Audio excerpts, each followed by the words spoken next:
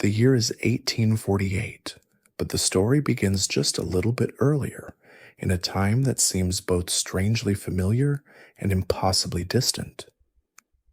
Imagine yourself not in a grand palace or a dusty library, but in a small, cramped Parisian apartment, the kind with a single window looking out onto a narrow, cobbled street.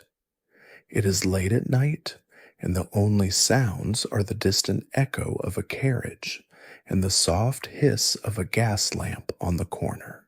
The air is still and a little bit damp, carrying the faint scent of coal smoke and old bread. A young man sits at a small wooden table, hunched over at a sheet of paper. His hand moves quickly, almost frantically, scribbling words that will never be published, only whispered from one conspirator to another.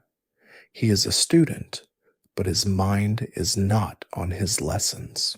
It is on the ideas that are blooming all over Europe, ideas of liberty, of reform, of a new way of living that is not dictated by kings and emperors. You can almost feel the tension in the room, a quiet, humming energy, the kind that gathers just before a storm. The light from his lamp flickers, casting long, dancing shadows on the walls, and for a moment, the world outside seems to hold its breath. Did you know that this quiet, private moment, repeated in 1,000 different rooms across 12 different cities, was the true beginning of the great storm that was to come? It was not the sound of muskets or the clamor of a crowd that started it all, but the gentle scratching of a pen on paper, the hushed conversations in cafes, and the shared glances in a marketplace. These were the seeds, carefully planted in the fertile soil of discontent. For decades, the old order of Europe had been a study in contradictions. On one hand, you had the remnants of the old monarchical system, the kings and queens who believed their right to rule was a divine gift passed down through generations. On the other, you had the growing middle class, the merchants, lawyers, and doctors who had gained economic power but were shut out of political influence. They wanted a say in how their countries were run. They wanted constitutions, parliaments, and a voice.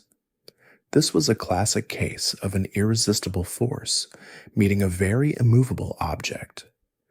The Industrial Revolution had only added fuel to this smoldering fire. As factories grew, so did the number of urban poor, people who had left the countryside for the promise of work, only to find themselves living in squalor, toiling for endless hours in dangerous conditions. They were the kindling, ready to ignite at the slightest spark. The ideas that captivated the students and the middle class, liberalism and nationalism, were not just academic concepts. Liberalism, in its simplest form, was the belief in individual rights and limited government, the idea that people should have a say in their own destinies. Nationalism was the belief that people who shared a common language, culture, and history should live together in their own nation-state, free from foreign rule. These were dangerous ideas for the great multi-ethnic empires of Europe, like the Austrian Empire, where Germans, Hungarians, Slavs, and Italians all lived under a single ruler. The period leading up to 1848 was a pressure cooker with the lid held down by force and tradition. There had been a few smaller explosions before, like the revolutions of 1830, but those had mostly fizzled out, or at least they were contained. But the underlying issues remained. Food prices were rising, jobs were scarce, and the government seemed completely deaf to the suffering of their people. It was a time of great hunger and even greater hope. In Paris, the king, Louis-Philippe, was the very symbol of this stagnant world. He had come to power in 1830 on a promise of liberal reform, but he had grown increasingly conservative and out of touch. His government banned political gatherings, forcing the opposition to hold what they called reform banquets as a way to protest. These banquets were really just a clever workaround, a way to gather and talk politics without being arrested. It was a bit like your cousin's wedding, where the real party is happening in the parking lot. You know what I mean? The government, in a display of what can only be called spectacular short-sightedness, decided to ban a major banquet scheduled for February 26, 1848. This was the match to the tinderbox. The students, the workers, the middle class, everyone was ready. Before you get too comfortable, take a moment to like the video and subscribe, but only if you genuinely enjoy what I do here. You can also tell me where you're listening from and what time it is, so I can see just how far around the world this story is reaching. The history of the revolutions of 1848 is not a single story, but a collection of interconnected tales, a vast tapestry woven with threads of hope, betrayal, and a great deal of human stubbornness. It is the story of a continent holding its breath, and then, all at once, exhaling in a single, mighty roar. The stage was set, the actors were in their places, and the curtain was about to rise on a year that would change Europe forever, even if not in the way anyone expected. While the world watched Paris, the first real spark of the revolution didn't actually come from the City of Lights. It began in a place of sun and citrus, a beautiful island with a long history of being ruled by others. The place was Palermo, the capital of Sicily. The year was 1848, but the date was January 12th, the birthday of King Ferdinand II of the Two Sicilies. This was not a coincidence. The leaders of the rebellion had very deliberately chosen this day, knowing that the streets would be bustling with people and the king's forces might be a little less vigilant, perhaps distracted by the festivities. The people of Sicily had a long list of grievances against their Bourbon king, who ruled from Naples on the mainland. For generations, they had felt like a forgotten province, subject to the whims of a distant monarch. Their economy was struggling, their political rights were non-existent, and they were tired of it. The stage was set for a dramatic performance. On that morning, a group of protesters took to the streets, shouting slogans and waving flags. What started as a small demonstration quickly swelled into a massive crowd. The king's garrison, caught completely off guard, was unable to contain the surge.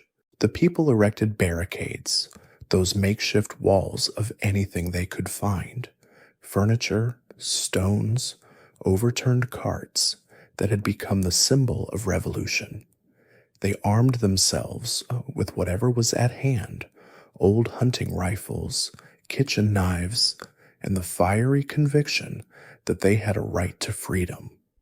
The uprising was swift and surprisingly successful. Within a few days, the rebels had seized control of the city. The king's troops retreated to the citadel, and soon they were under a full-scale siege. The victory in Palermo sent a shockwave across the entire Italian peninsula. It was a clear, undeniable signal that the old order was not as stable as it appeared. The news spread like wildfire, carried by couriers and whispered in taverns. It gave hope to other groups who were also feeling the pressure of autocratic rule. In Naples, The king was forced to respond to the unrest and granted a constitution to his mainland subjects on January 29th. This was a massive concession, a sign of weakness that was not lost on anyone. But for the Sicilians, it wasn't enough. They wanted more than just a constitution. They wanted autonomy, to be free from Neapolitan rule entirely. The events in Palermo were crucial for a couple of reasons. Firstly, they showed that a revolution didn't need to be started by some grand, organized conspiracy. It could be a spontaneous outburst of popular will. Secondly, it proved that the great powers of Europe were not omnipotent.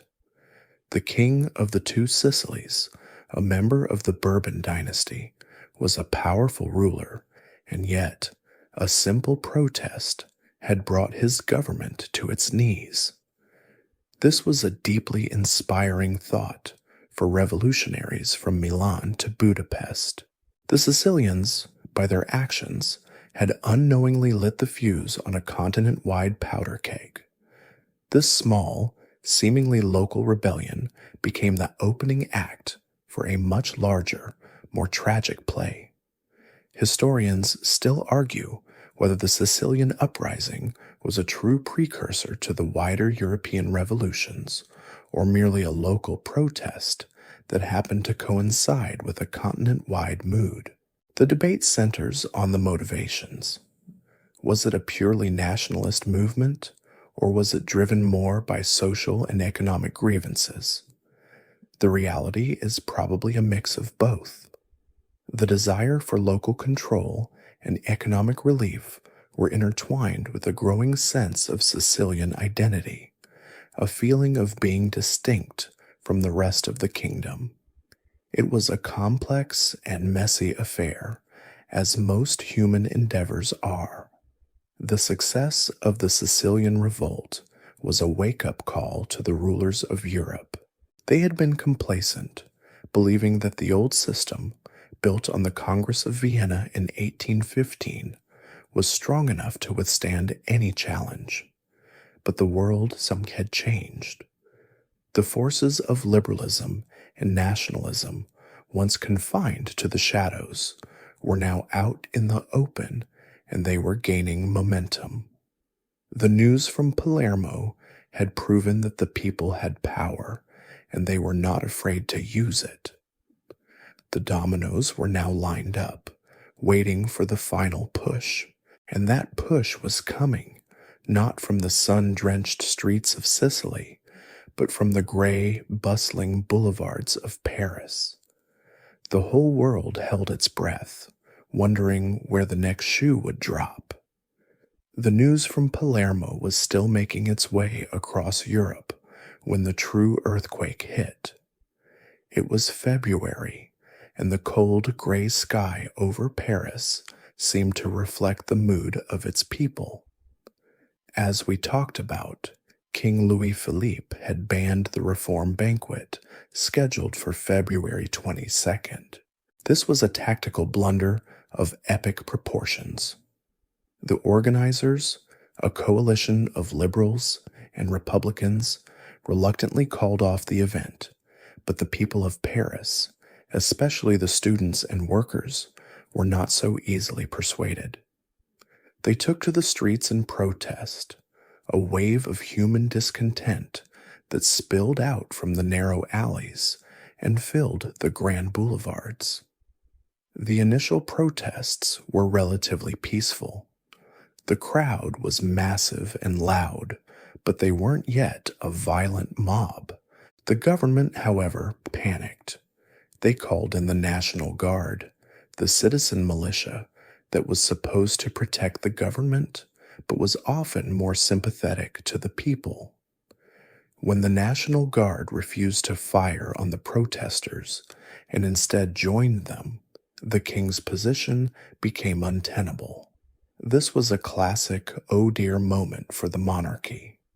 The situation escalated on February 23rd when regular army troops fired on a crowd outside the foreign ministry, killing over 50 people.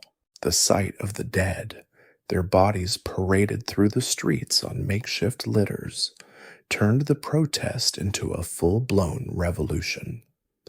The barricades went up across Paris, and they were more extensive and better organized than ever before. The people weren't just protesting anymore, they were fighting. The king, seeing that he had lost the support of his own people and the military, made a last-ditch effort to save his throne. He dismissed his most unpopular minister and promised reforms, but it was too little, too late. The tide had turned.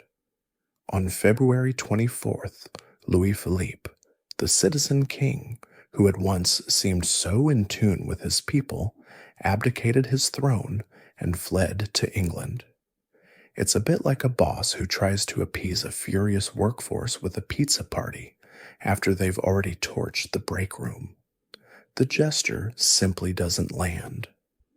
The revolution in Paris was not just a change of monarch, it was a change of an entire system.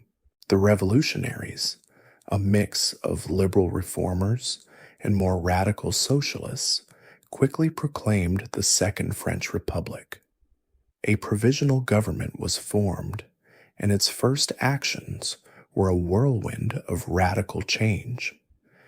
They immediately abolished the death penalty for political crimes, established universal male suffrage, and, most famously, created the national workshops. These workshops were a grand, if ultimately flawed, experiment in providing work and a living wage for the unemployed. They were a direct response to the demands of the working class, a promise of a new kind of society where the government took an active role in ensuring its citizens' well-being. The establishment of the Second Republic was an electrifying event across Europe. News of the fall of the French monarchy was not just a headline, it was a call to arms. It was a clear demonstration that revolution was possible and that even the most entrenched powers could be toppled. This was a massive shot of adrenaline for all the liberal and nationalist groups who had been waiting in the wings. For a generation, France had been the crucible of European revolutionary thought, and now it had once again lived up to its reputation. The success of the French revolutionaries, their speed, and their seemingly effortless victory made it all seem so achievable. The February Revolution in France was a seminal moment, and its impact was felt almost immediately. The news traveled at the speed of the telegraph and the printing press. Every city in Europe, from Berlin to Budapest, was suddenly a hive of activity. The radicals and liberals who had been meeting in secret suddenly found the courage to come out into the open. The rulers who had been so sure of their power suddenly found themselves looking over their shoulders. The French Revolution of 1848 wasn't just a French story, it was a European story. It was the moment when 1,000 different sparks, smoldering across the continent, were fanned into a single massive conflagration. The pressure cooker had finally blown its lid, and the contents were spilling out for all to see. With Paris in a state of revolutionary fervor, the contagion of change spread with a speed that must have terrified Europe's old guard. The German states, a fragmented collection of kingdoms, duchies, and free cities, were particularly ripe for revolution.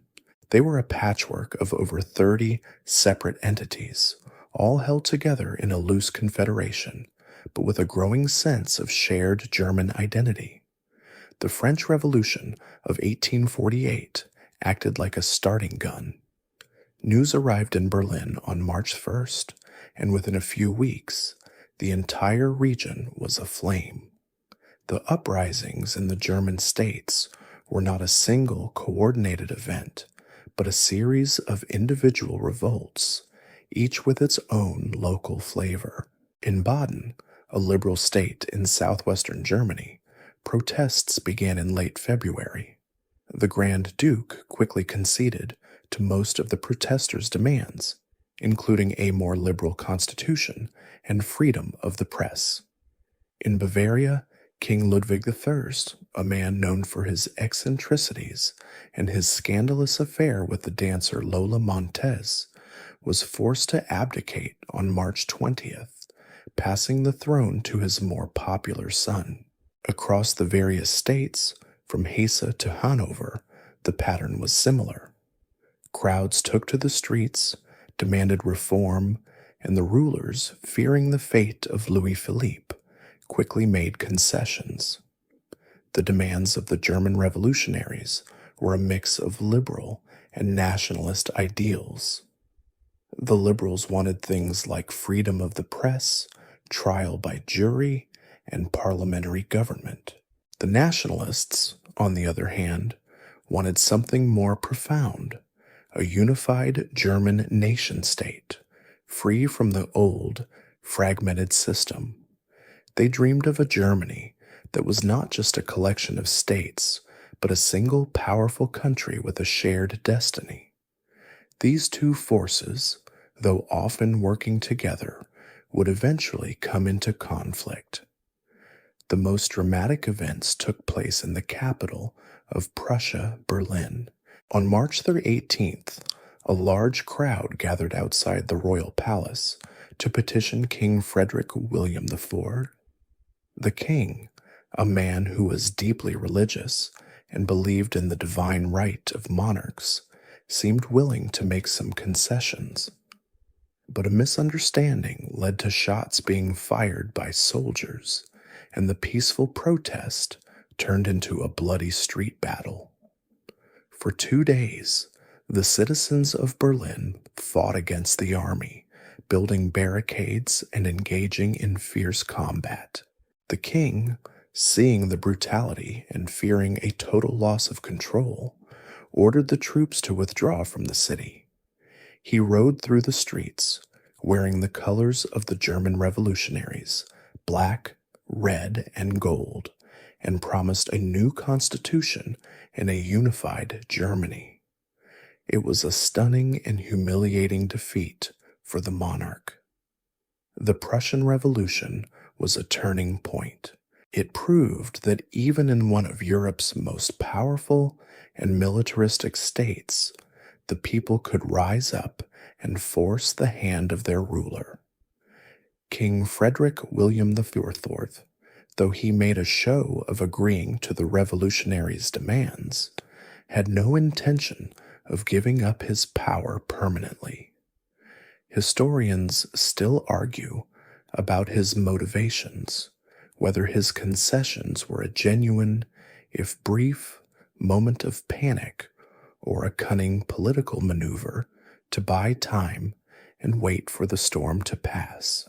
Regardless of his intent, his actions created an opportunity that the German nationalists and liberals had only dreamed of. The success of these uprisings led to a new sense of urgency for German unification. Representatives from all the different states were called to a preliminary assembly in Frankfurt, a free city with a long history of being a center for intellectual and political debate. Their goal was to create a single, representative national assembly that would draft a new constitution for a unified Germany. This was a moment of incredible hope.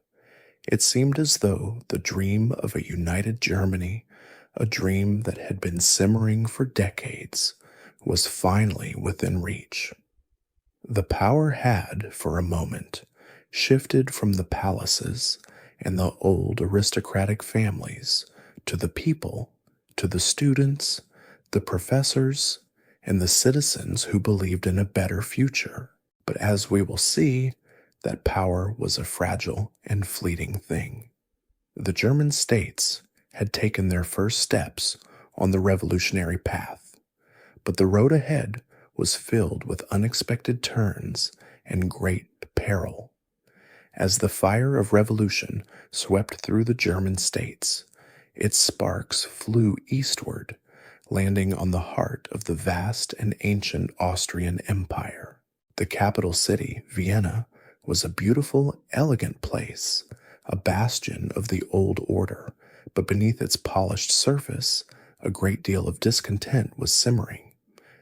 The Austrian Empire was a sprawling, multi-ethnic collection of lands ruled by the Habsburg dynasty.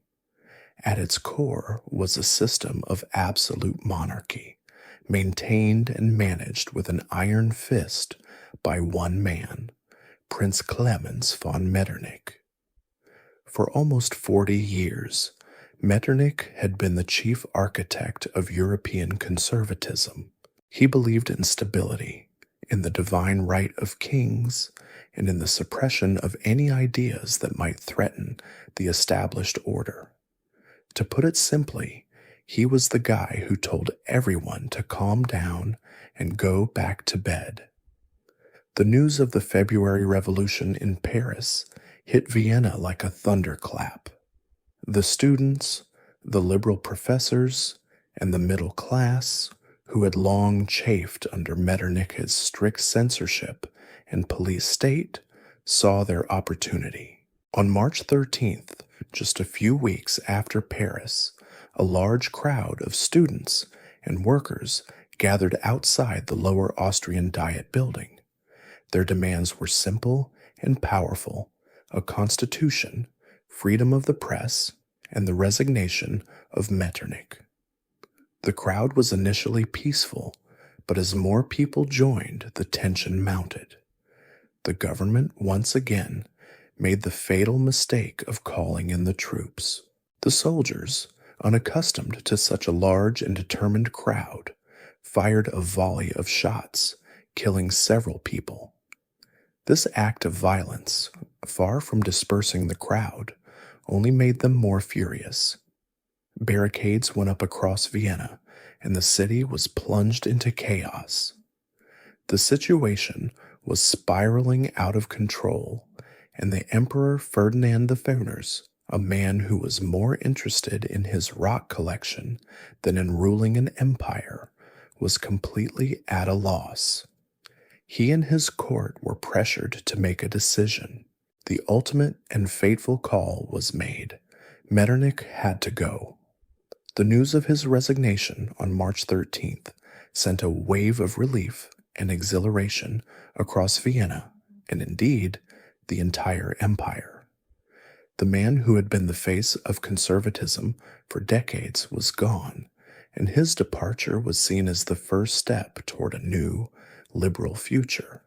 It's a bit like finally getting the annoying, overbearing chaperone to leave the party. With Metternich out of the picture, the emperor granted the revolutionaries' demands. He promised a constitution and a representative assembly. The Viennese revolutionaries had won a massive victory, and they celebrated in the streets. The power of the people had once again proven to be stronger than the will of a monarch. The fall of Metternich was not just a local event.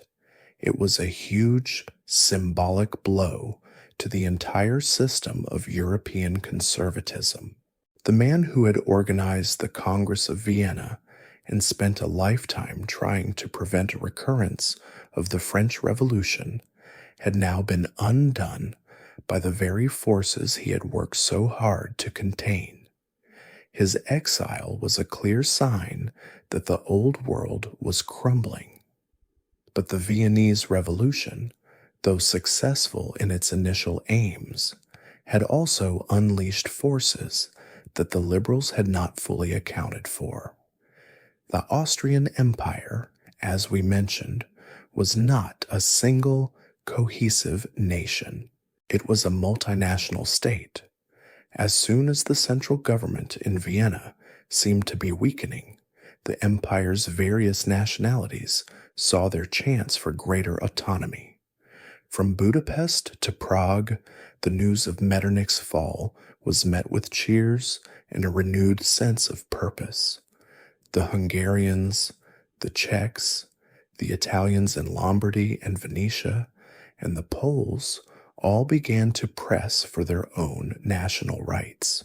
Historians still argue about whether Metternich was a true villain or merely a man of his time, desperately trying to prevent Europe from descending into another Napoleonic-style war. Regardless, his fall was the crucial moment that opened the floodgates. The revolution in Vienna was the beginning of the end for the old Austrian Empire as it had existed for centuries. The liberal dream was a noble one, but it was about to collide with the powerful and often contradictory forces of nationalism. And that, as we shall see, was a recipe for a very complex and often painful story. With the fall of Metternich and the promise of a constitution, in Vienna, the scent of revolution wafted down the Danube, reaching the great plains of Hungary. For centuries, Hungary had been a kingdom under the rule of the Habsburgs, but it had always maintained a degree of autonomy. Now, with the central authority seemingly in disarray, the Hungarians saw their chance to achieve what they had long desired: full independence. The leader of this charge was a charismatic and brilliant lawyer named Lajos Kossuth. He was a master orator, a fiery nationalist who had been speaking and writing about the need for reform for years. He believed that Hungary should be a free, modern, and democratic nation, not a mere province of the Austrian Empire. The news from Vienna had barely settled when Kossuth and his fellow reformers in the Hungarian Diet, or Parliament, saw their chance. On March 15th, just 2 days after the Viennese Uprising, a large crowd gathered in Budapest, the capital. Inspired by Kossuth's speeches and the general revolutionary mood, they drew up a list of demands, the 12 points. This was their charter for a new Hungary.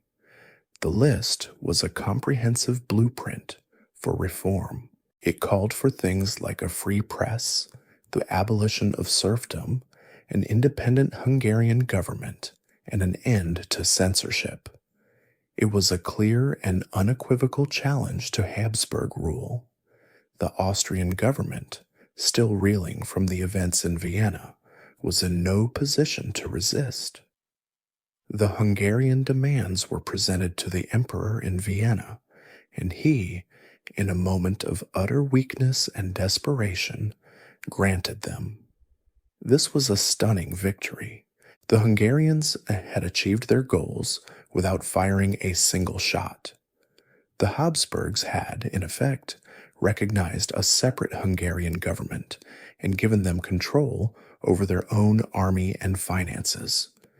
It seemed as though Kossuth had a magic touch, turning words into reality. But the story of the Hungarian Revolution was not just about the dreams of the Magyars, as the ethnic Hungarians called themselves. The Kingdom of Hungary was a vast, multi-ethnic place. It was home not just to Hungarians, but also to large populations of Slavs, Romanians, and Serbs, among others. These groups had their own national aspirations, and they were not particularly keen on exchanging one master, the Habsburgs, for another, the Hungarians. The Hungarians, in their excitement over their own independence, were a bit tone-deaf to the desires of the other nationalities within their borders. They saw a united, centralized Hungary as the only way forward, a view that was not shared by everyone. This tension between Hungarian nationalism and the nationalism of the other ethnic groups was the fatal flaw in the Hungarian Revolution. As Kossuth and the new Hungarian government began to create a new state, they insisted on Hungarian as the official language and passed laws that favored Hungarian interests. This alienated the Croats, Serbs, and Romanians, who, in a strange turn of events, looked to the Habsburgs for protection. It was a classic case of what you might call a whoops moment. The revolutionaries, in their single-minded pursuit of their own freedom, had forgotten that freedom, like a good joke, is only good if everyone gets to share it. The initial success in Hungary was a moment of pure triumph for the nationalist cause. It proved that a well-organized and determined movement could achieve its goals, even against a seemingly invincible empire. It also created a powerful new player in the European political landscape. Lajos Kossuth became a hero not just in Hungary, but for liberal and nationalist movements everywhere. His name was synonymous with courage and the fight for freedom, but the very seeds of their ultimate defeat were sown in this moment of victory. The deep-seated ethnic and nationalist tensions that they had ignored would, as we shall see, eventually prove to be their undoing. The Hungarian Revolution was born from the same spirit as the other uprisings, but its unique internal conflicts would lead it down a different and ultimately more tragic path. From the windswept plains of Hungary, the revolutionary spirit continued its march north, all the way to Prague, the ancient capital of Bohemia. Like Hungary, Bohemia was part of the vast Habsburg Empire, and its Czech population had a growing sense of national identity. For centuries, they had lived under German cultural dominance, but in the 19th century, a new movement, a Czech national revival, was gaining strength. They were tired of being a second-class people in their own land. The news of the revolutions in Paris, Vienna, and Budapest was the final push they needed. On March 11th, just a few days before the Viennese uprising, a large assembly of Czechs gathered in Prague's St. Wenceslas baths. They drafted a petition to the emperor in Vienna, demanding a range of liberal reforms, including freedom of the press and the end of serfdom. But their key demand was for autonomy for Bohemia, a separate government, and the recognition of the Czech language as equal to German. It was a classic example of nationalism at work, the desire of a people to govern themselves. The emperor, as we know, was in no position to refuse. He conceded to most of their demands, granting Bohemia a separate liberal government and promising a constituent assembly. This initial success, however, immediately brought to the surface the complicated ethnic tensions that lay just below the surface of the Habsburg Empire. Just as the Hungarians had ignored the aspirations of their minorities, the Czechs had their own internal issues. Within Bohemia, there was a large German population, especially in the border regions. These Germans were not keen on living in a Czech-dominated state.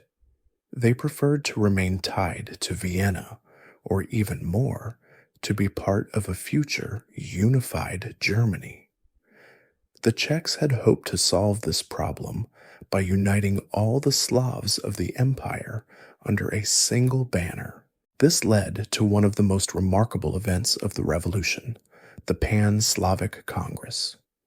In June 1848, representatives from all the Slavic peoples of the Austrian Empire, Czechs, Slovaks, Poles, Croats, Serbs, and Slovens, gathered in Prague.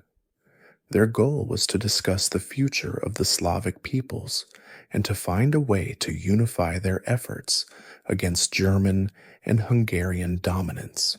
It was an extraordinary gathering, a meeting of minds from all corners of the empire, united by a shared sense of being a part of the great Slavic family. The Congress was led by the famous Czech historian František Palacký, a man often called the father of the nation. He was a moderate, and the Congress was not meant to be a revolutionary body, but rather a consultative one. It was an attempt to find a middle ground, a way to have national self-determination without tearing the entire empire apart. But the Pan-Slavic Congress was not without its internal struggles. The Poles and Ukrainians, for example, had a history of conflict, and the South Slavs had their own set of grievances. Despite these differences, they all agreed on one thing. They would not be dominated by the Germans or the Hungarians. They saw the Habsburg Empire, ironically, as their best hope for protection. This was a fascinating paradox.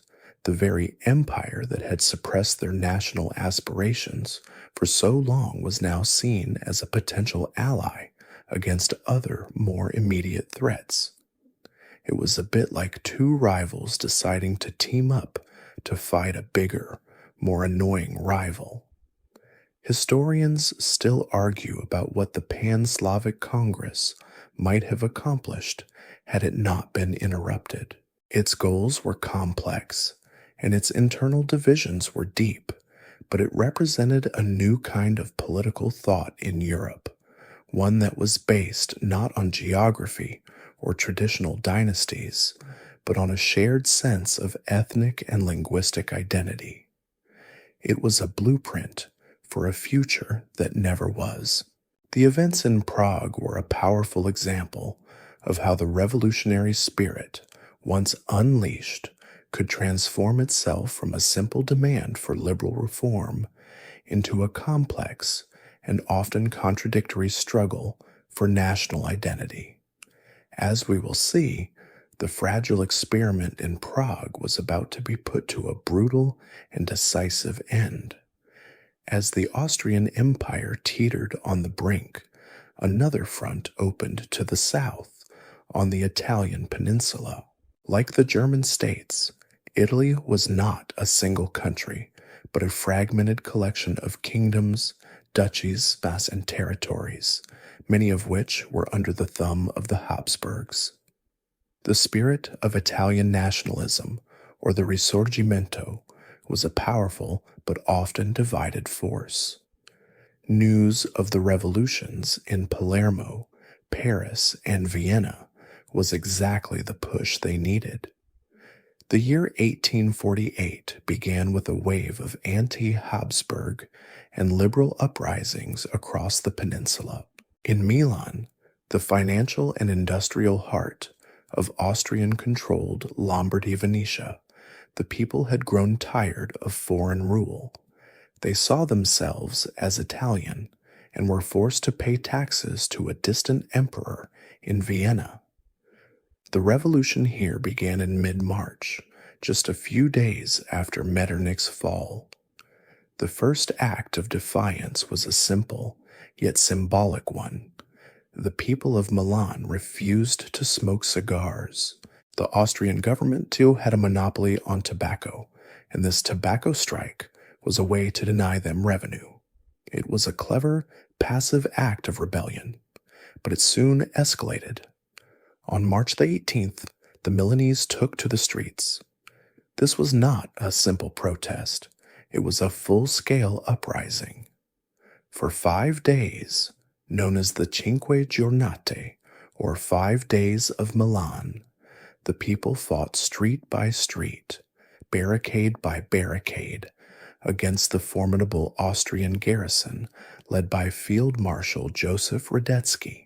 Radetzky was a seasoned and ruthless commander, but even he was caught off guard by the determination of the Milanese. The city was a labyrinth of barricades, and fighting was brutal. The rebels, armed with a mix of old muskets, pitchforks, and a whole lot of courage, managed to push the Austrian forces out of the city. Radetzky, seeing that his position was untenable and fearing he would be cut off from his main army, withdrew his troops to a series of heavily fortified fortresses known as the Quadrilateral. It was a temporary but significant victory. The people of Milan had, with their own hands, freed their city. News of the Milanese triumph electrified the rest of Italy. In Venice, the lawyer Daniele Manin led a popular uprising on March 22nd. The Austrian garrison, demoralized and out of touch with Vienna, surrendered, and Manin proclaimed the restoration of the Venetian Republic. It was a romantic idea, a callback to the great city-state that had ruled the seas for 1,000 years. Now it was a republic once again. The spirit of defiance was also spreading south. In the Papal States, Pope Pius IX had already been under pressure from liberals and nationalists. He was forced to grant a constitution, a major concession for a man who claimed to be God's representative on earth.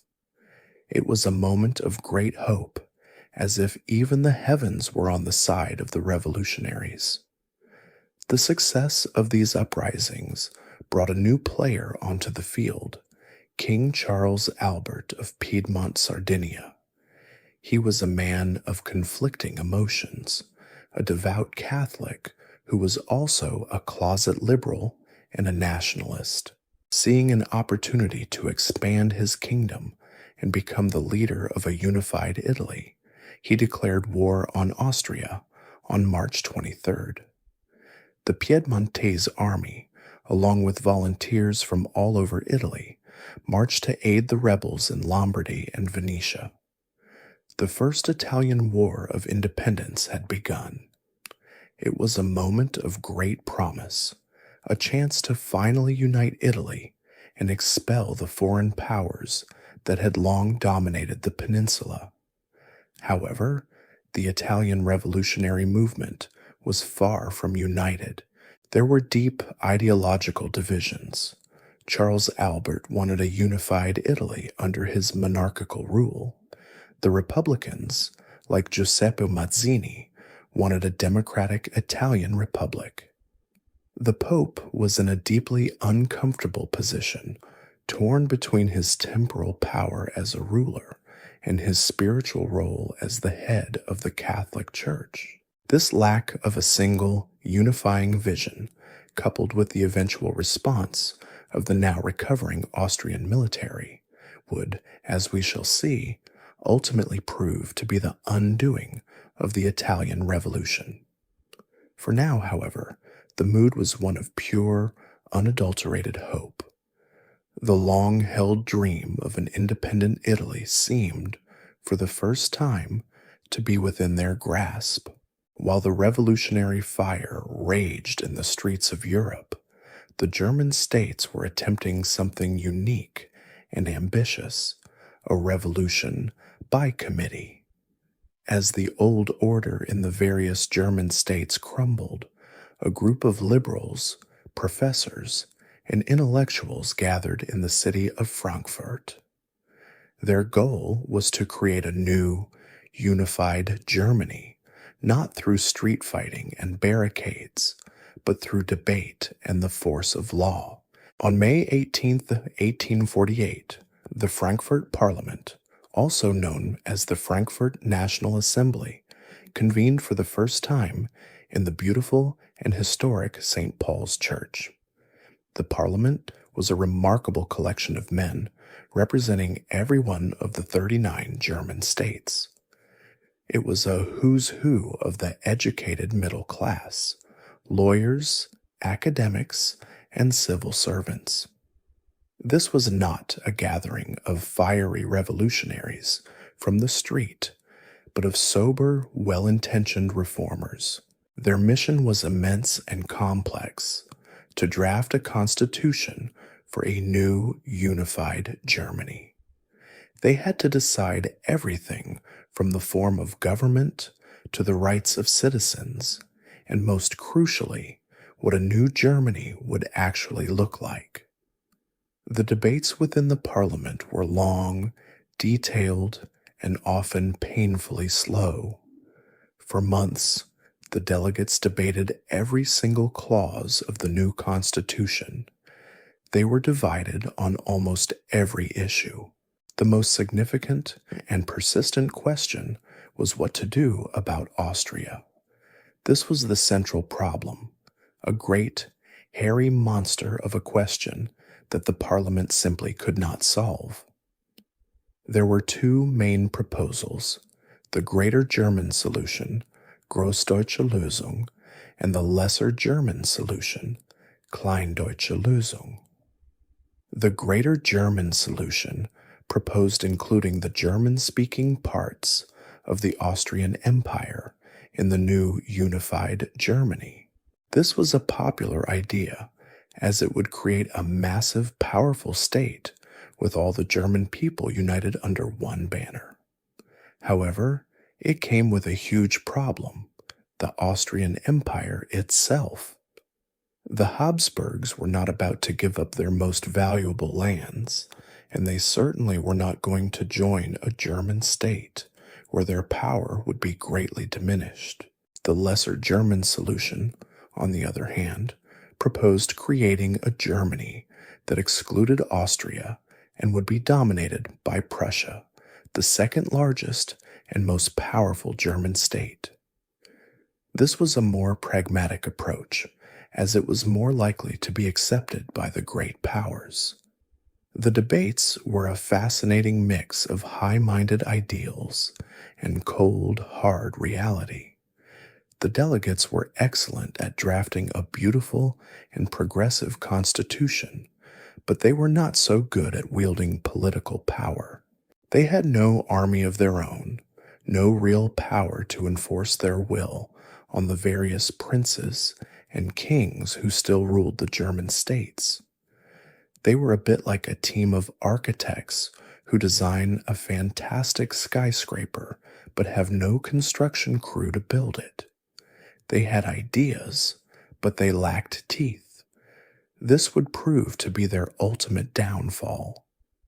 In the midst of their lengthy debates, the parliament did manage to pass a set of fundamental rights for German citizens, a kind of German Bill of Rights.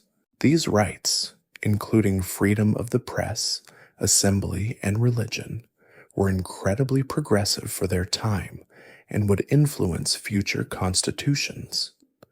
But without a state to enforce them, they were little more than words on a page. The parliament had plenty of ideas and plenty of debates, but what it didn't have was a clear plan for how to make their ideas a reality. The slow pace of the proceedings and the endless debates gave the old order, the princes and kings, time to recover from their initial panic. The forces of reaction were beginning to regroup. The moment of opportunity was slipping away, and the Frankfurt Parliament was still busy debating whether to invite Austria to the party. While the German states were debating their future in Frankfurt, France, the very country that had sparked the Continental Revolution was struggling to define its own. The Second French Republic, proclaimed with such hope and fanfare in February, was a fragile thing, pulled in two different directions. On one side were the liberal, moderate Republicans, who were content with universal male suffrage and a more representative government. On the other were the radical socialists, who believed the revolution was just the beginning and wanted a fundamental transformation of society with a greater emphasis on economic equality and the rights of workers. The provisional government that took power in February was a bit of a mishmash of these different factions. They had created the national workshops, a bold, if ultimately unsustainable project to provide jobs for the unemployed. The workshops were a symbol of the government's commitment to the working class, a promise that the revolution would benefit everyone, not just the middle class. But the promise was hard to keep. Thousands of men flocked to the workshops, and the government, which had very little money to begin with, was overwhelmed. The workshops became a financial drain and a source of great anxiety for the more conservative elements of society. This internal conflict came to a head in April when France held its first national elections under universal male suffrage. The results were a shock to the radicals. The majority of the French people, particularly those in the countryside, were not radical socialists. They were conservative peasants who were wary of the chaos of Paris and wanted stability. They voted for moderate Republicans and even monarchists. The radical faction was suddenly a minority in the new National Assembly, and the moderates, in a classic display of political opportunism, decided to dismantle the very things that the radicals had fought for. This was the beginning of the end for the more utopian dreams of the revolution. The new assembly quickly began to roll back the more radical policies. They abolished the national workshops, a move that was seen as a betrayal by the Parisian working class. The workshops were a lifeline for thousands of unemployed men, and their closure was a direct attack on their livelihood. The government also made it harder for people to join the National Guard, a move intended to disarm the working class and prevent future uprisings. The working class Parisians, who had fought so hard in February, felt betrayed. They had expected a new dawn of social justice, not a return to the status quo. The stage was set for a confrontation. The betrayal felt by the Parisian working class led to one of the most violent and tragic chapters of the 1848 revolutions, the June Days Uprising. When the French government announced the closure of the national workshops in late June, it was a slap in the face to the thousands of unemployed workers who relied on them. The workshops had been a flawed experiment, but they had also been a symbol of the revolution's promise to help the poor. Their closure was a clear signal that the new moderate government was not on the side of the working class. The workers felt that they had been used to overthrow the king and were now being cast aside. On June 22nd, a massive protest erupted in Paris. The streets, which had been so recently filled with the hopeful cheers of February, were now filled with a dark and angry energy. The workers, many of whom had fought on the barricades before, once again took to the streets. This time, however, the enemy was not a king, but the very republic they had helped create. Barricades went up across the eastern working-class districts of the city. These were not the haphazard barricades of February, but a formidable network of fortifications, with over 1,000 barricades erected in a few short days. The workers were organized, and they were fighting for their lives. The government, now led by the moderate general Louis-Eugène Cavaignac, was determined to crush the uprising. They had learned the lessons of February and were not going to make the same mistake. Cavaignac was given dictatorial powers, and he used them. The government's army and the loyal units of the National Guard, now cleansed of their more radical elements, were unleashed on the working-class districts. The fighting was incredibly brutal and bloody. It was a class war, a desperate battle between the bourgeoisie and the proletariat. The fighting lasted for 4 days, from June 23rd to June 26th. The difference between the June days and the February Revolution was stark. In February, the National Guard had defected and the army was reluctant to fire on the people. In June, the army and the National Guard were united in their mission to put down the rebellion. The workers, though brave, were outgunned and outmaneuvered. The fighting was house to house, and the casualties were immense. Thousands of people were killed, and even more were arrested. The government took no prisoners. Anyone captured on the barricades was either summarily executed or deported. The June days were a turning point for the revolution in France.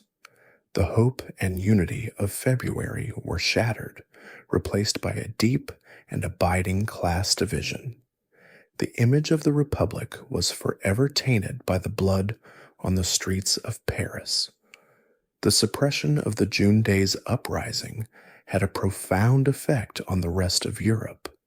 It showed the conservatives that a determined and well-led army could still put down a popular rebellion. The image of the uncontrollable mob, which had haunted the minds of kings and emperors, was replaced by the image of a well-organized state and a loyal army. This was a massive boost to the forces of counter-revolution across the continent.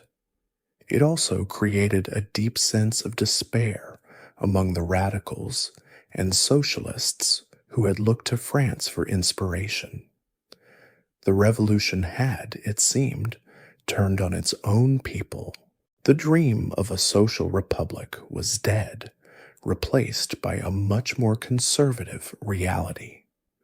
While the French were fighting a brutal civil war in the streets of Paris, the rulers of the vast and sprawling Habsburg Empire were beginning to find their footing. The initial panic that had led to Metternich's resignation and the granting of liberal concessions was fading, replaced by a cold, calculating determination to reassert central authority. The Habsburg government, now led by more conservative ministers, was using a clever and cynical strategy: divide and conquer. They saw that the revolutionaries were not a single unified force, but a collection of disparate groups with conflicting national aspirations. In the spring of 1848, the Emperor Ferdinand of Berzert and his court were effectively a government in exile, having fled Vienna after the March Uprising. They were in Innsbruck, a city in the mountains, watching and waiting. They were no longer in the line of fire, and this distance gave them a much-needed perspective. They saw that the Hungarian revolutionaries, in their single-minded pursuit of independence, were alienating their own minorities. They saw that the Czechs were at odds with the Germans in Bohemia. They saw that the Italians were fighting amongst themselves. They decided to play on these divisions. The first step was to deal with the Italian front. The Austrian army, led by the legendary Field Marshal Radetzky, had not been defeated. They had simply withdrawn to the Quadrilateral, those 4 heavily fortified fortresses that we talked about earlier. There they regrouped and waited. Radetzky was a shrewd military man, and he knew that the Piedmontese army, led by King Charles Albert, was not particularly well organized. He also knew that the Italians were not united. The Pope had become increasingly uncomfortable with the idea of a war against a Catholic power like Austria, and he eventually withdrew his troops from the fight. This was a massive blow to the Italian cause. In May and June, Radetzky began to turn the tide. He launched a series of counteroffensives against the Piedmontese army. On July 25th, at the Battle of Custoza, the Austrians inflicted a decisive defeat on Charles Albert's forces. The Piedmontese army was in disarray, and Charles Albert was forced to sign an armistice. The Italian Revolution in Lombardy and Venetia was effectively over for now. The Austrians re-entered Milan, and the Venetian Republic was once again under siege. This was a huge victory for the Habsburgs, as it showed that the military could still be used to crush rebellion, and that the old order was not as dead as it seemed. The second part of the Habsburg strategy was to use the empire's minorities against the revolutionaries. They saw that the Croats, led by their Ban governor, Josip Jelačić, were furious with the Hungarians for refusing to grant them autonomy. The Habsburgs encouraged Jelačić and his forces to declare war on the Hungarian government in September. This was a brilliant move. It turned the revolution into a civil war, with Hungarians fighting Croats, and it gave the Habsburgs a perfect excuse to send their own troops into Hungary, not as occupiers but as peacekeepers. The Hungarians, who had been so successful in their initial efforts, now found themselves facing a two-front war. These early counter-revolutionary successes were a massive morale boost for the Habsburgs and a huge setback for the revolutionaries. The forces of reaction had been down, but they were by no means out. They were learning from their mistakes, and they were using the very divisions that had seemed to be the revolution's greatest strength against them. The initial chaos was over, and the long, slow, and brutal process of restoring the old order was just beginning. The Habsburgs were no longer running. They were fighting back. Word count, 1111. Section 13. While the Austrians were busy crushing the Italian and Hungarian rebellions, they were also dealing with a major problem in their own backyard, Prague. As we remember, the city had been the site of the Pan-Slavic Congress, a bold attempt by the Slavic peoples of the empire to assert their national identity. The Congress was a symbol of the new multi-ethnic vision of Europe, but for the Austrian authorities, it was a dangerous hotbed of sedition. The Habsburgs had a simple rule: if it moved, they crushed it. The city of Prague was effectively under the control of a liberal committee, and the Austrian military, under the command of Prince Alfred von Windisch-Graetz, was not happy about it. Windisch-Graetz was a hardline conservative who believed that the only way to deal with revolution was with an iron fist. He had been a loyal servant of the emperor for his entire career, and he saw it as his duty to restore order, no matter the cost. He was a man with a plan, and that plan involved a lot of artillery. The tension in Prague was a pressure cooker, and it finally exploded on June 12th. A group of students and workers, feeling provoked by the presence of so many soldiers, attacked a military patrol. This was all the excuse Windisch-Graetz needed. He immediately began to bombard the city with artillery. The students and workers, who had been so successful in their earlier, more peaceful protests, were now in a full-scale battle against a professional army. They were no match for the cannons and the disciplined troops. The fighting was brief and brutal. Within a few days, Windisch-Graetz had completely suppressed the uprising. He had captured the city, dissolved the Liberal Committee, and put an end to the Pan-Slavic Congress. It was a swift, decisive, and bloody victory for the forces of reaction. The Congress, which had been a symbol of hope for the Slavic peoples, was now nothing more than a historical footnote. The leaders of the Congress were arrested, and the dream of a united Slavic front within the empire was shattered. The suppression of the Prague Uprising was a crucial moment in the counter-revolution. It proved once again that the old order, with its powerful armies and disciplined commanders, was far from defeated. It was a clear signal to all the revolutionaries across the empire that the time for easy victories was over. The Habsburgs were no longer in a state of panic. They were now on the offensive. This was a huge morale boost for the conservatives and a moment of great despair for the liberals and nationalists. Historians still argue about whether the Pan-Slavic Congress was ever a viable political movement. It was a complex and diverse group, and its goals were often at odds with each other. But regardless of its potential, its suppression was a clear message from the Habsburg government.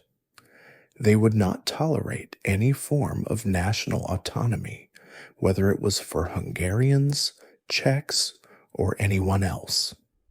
The old order was coming back, and it was going to do so with a vengeance. The suppression of the Prague Uprising was a major turning point, but the decisive blow to the Italian Revolution came on the battlefield. As we know, Field Marshal Radetzky and his Austrian army had defeated the Piedmontese army at the Battle of Kossuth in July 1848. The defeat was a huge setback, but the Italian nationalists were not yet ready to give up. The most resilient of the Italian revolutionaries was the city of Venice, which had declared itself a republic in March. Under the leadership of Daniele Manin, the city was determined to hold out against the Austrians. The city of Venice, with its unique geography, was a perfect place for a prolonged siege. It was surrounded by water, making it difficult for the Austrian army to attack directly. Manin, a brilliant lawyer and a passionate nationalist, rallied the Venetians to the cause. They were not just fighting for a republic, they were fighting for their ancient city and their identity. The Venetians were a proud people, and they would not surrender easily. They held out for months, resisting the Austrian siege. While Venice held out, the revolution on the mainland was beginning to collapse. The other Italian states, which had initially joined the war against Austria, were now falling back into the hands of their old rulers.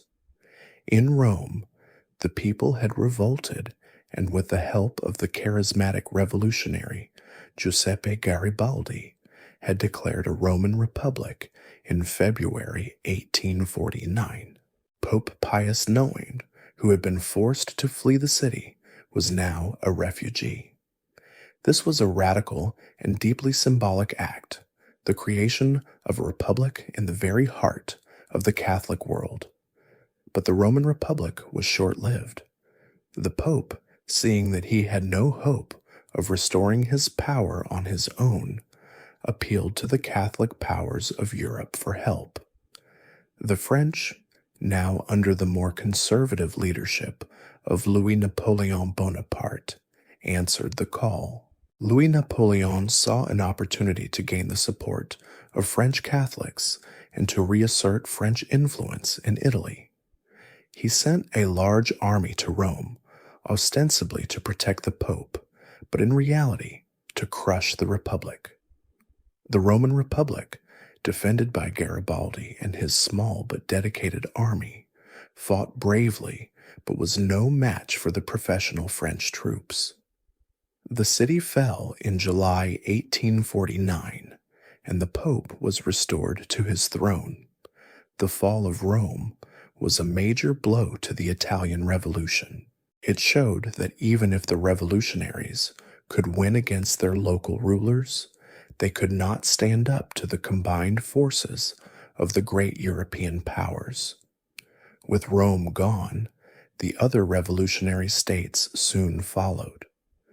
The Austrians, having crushed the Piedmontese, moved to put down the remaining uprisings. The siege of Venice continued, but without any hope of outside help. It was only a matter of time. The city finally surrendered in August 1849 after a long and painful siege. The Austrian forces reoccupied the city, and the Venetian Republic was no more. Historians still argue about whether the Italian revolutions could have succeeded if the revolutionaries had been more united. The divisions between the monarchists, like Charles Albert, and the republicans, like Mazzini and Garibaldi, were a fatal weakness. The French intervention in Rome was a particularly bitter pill to swallow for the Italian nationalists, as it was a betrayal by a supposed revolutionary ally. The Italian uprisings of 1848 were ultimately a tragic failure, but they were not for nothing. They had laid the groundwork for a future, more successful struggle for Italian unification. The dreams of a unified Italy, though defeated for now, were not dead. While the Austrians were busy quelling rebellions in Italy and Prague, the Hungarians were still fighting hard for their independence. The initial victory in March had given them a separate government and a degree of autonomy, but the Habsburgs were not about to let that stand. The conflict, as we remember, had escalated into a full-blown war when the Habsburgs encouraged the Croats, led by Josip Jelačić, to invade Hungary. This was a brilliant move for the Austrians, as it turned the Hungarian struggle for independence into a civil war, with various ethnicities fighting against each other. The Hungarian revolutionaries, now led by the formidable Lajos Kossuth, were not deterred. They were fighting for the very soul of their nation.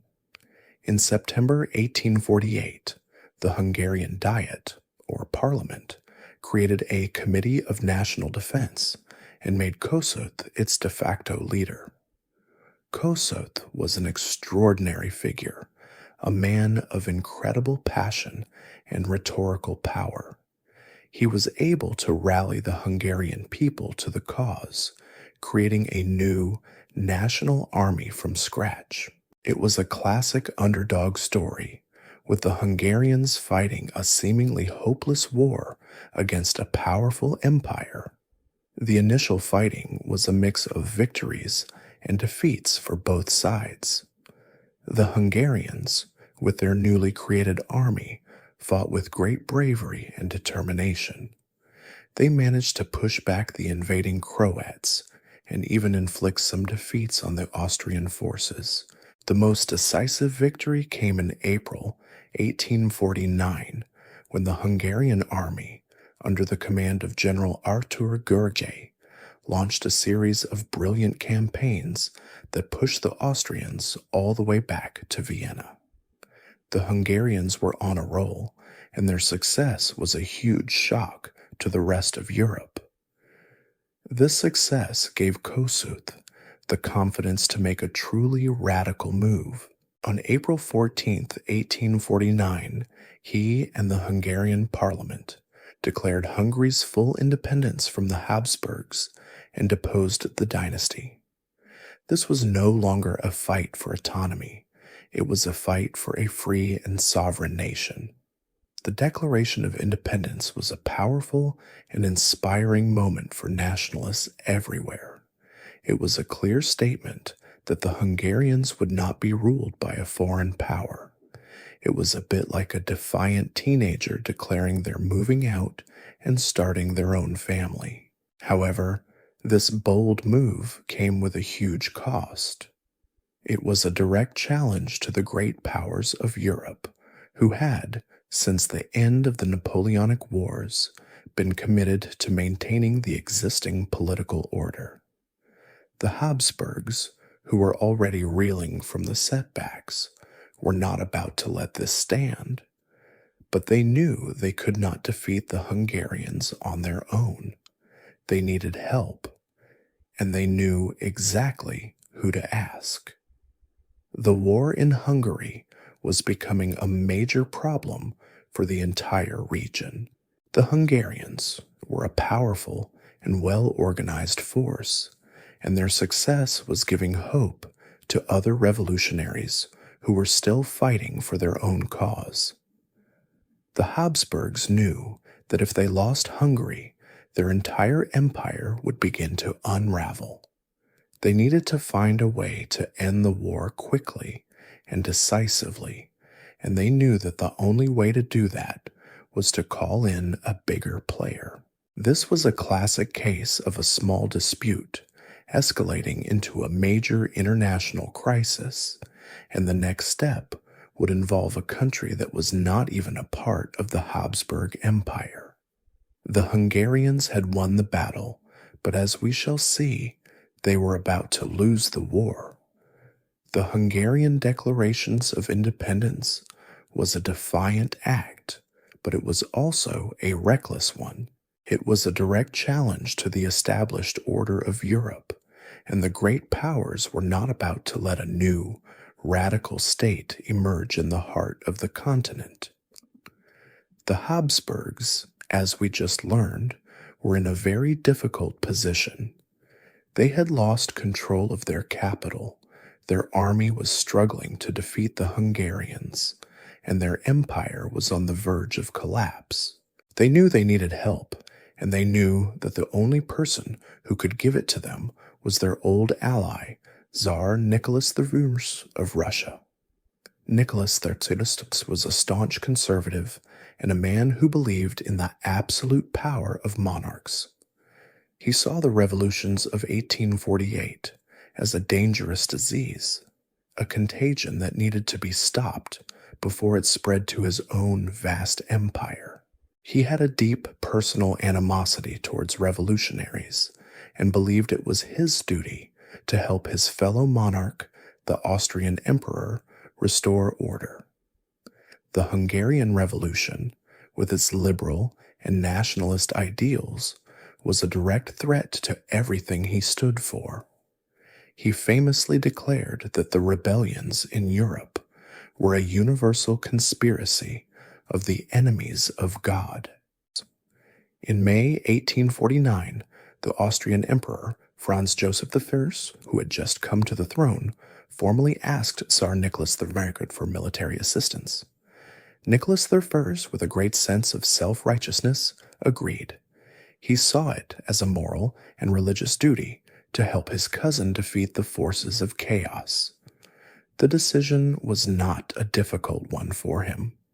He was a man of principle, even if those principles were a little bit out of touch with the rest of the world. The Russian intervention was a game changer. The Hungarian army had been a formidable force, but they were no match for the combined might of two of Europe's largest armies. The Russians sent a massive force of over 200,000 soldiers into Hungary. They were a professional, disciplined army, and they came at the Hungarians from the east, while the Austrians attacked from the west. The Hungarian army, which had been fighting so bravely for so long, was now caught between a rock and a very large, well-equipped Russian army. The Hungarians, in a final act of desperation, tried to appeal to the other European powers for help, but none were willing to get involved. Britain and France were preoccupied with their own internal affairs, and they had no desire to start a major war with Russia and Austria. The Hungarians were on their own. The Russian intervention was a classic example of a big brother coming in to put an end to a family feud. It was brutal and decisive, and it spelled the end for the Hungarian Revolution. The intervention had a profound and lasting effect on European history. It showed that the old alliances and the old order were still a powerful force. It also made Russia a major player in European affairs, a position that it would hold for decades to come. The Hungarian revolutionaries had fought with incredible courage and tenacity, but they had simply run out of time and luck. The dream of a free and independent Hungary was about to be crushed, not by a local power, but by a massive foreign army. The Hungarian Declaration of Independence was a defiant act, but it was also a reckless one. It was a direct challenge to the established order of Europe, and the great powers were not about to let a new, radical state emerge in the heart of the continent. The Habsburgs, as we just learned, were in a very difficult position. They had lost control of their capital, their army was struggling to defeat the Hungarians, and their empire was on the verge of collapse. They knew they needed help, and they knew that the only person who could give it to them was their old ally, Tsar Nicholas I of Russia. Nicholas I was a staunch conservative and a man who believed in the absolute power of monarchs. He saw the revolutions of 1848 as a dangerous disease, a contagion that needed to be stopped before it spread to his own vast empire. He had a deep personal animosity towards revolutionaries and believed it was his duty to help his fellow monarch, the Austrian emperor, restore order. The Hungarian Revolution, with its liberal and nationalist ideals, was a direct threat to everything he stood for.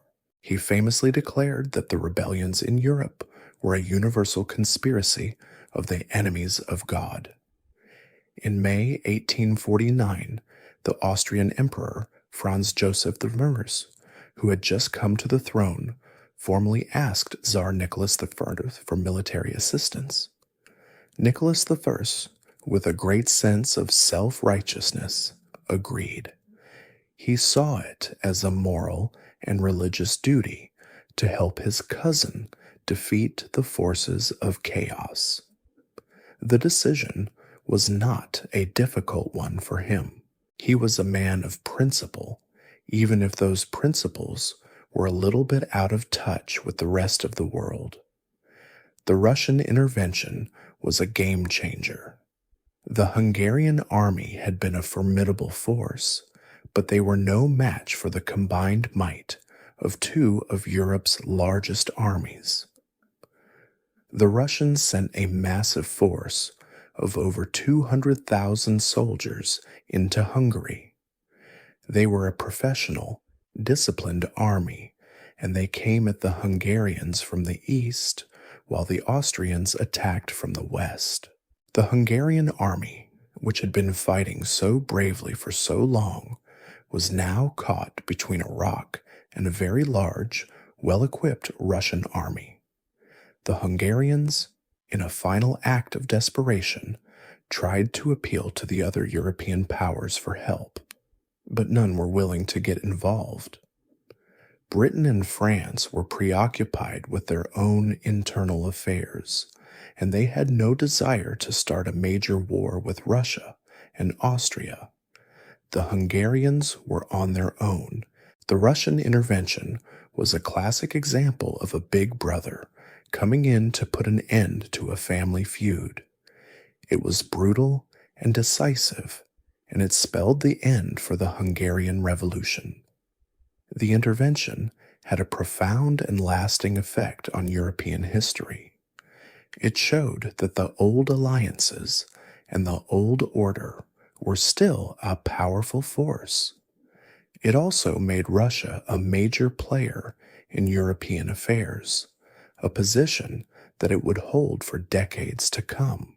The Hungarian revolutionaries had fought with incredible courage and tenacity, but they had simply run out of time and luck.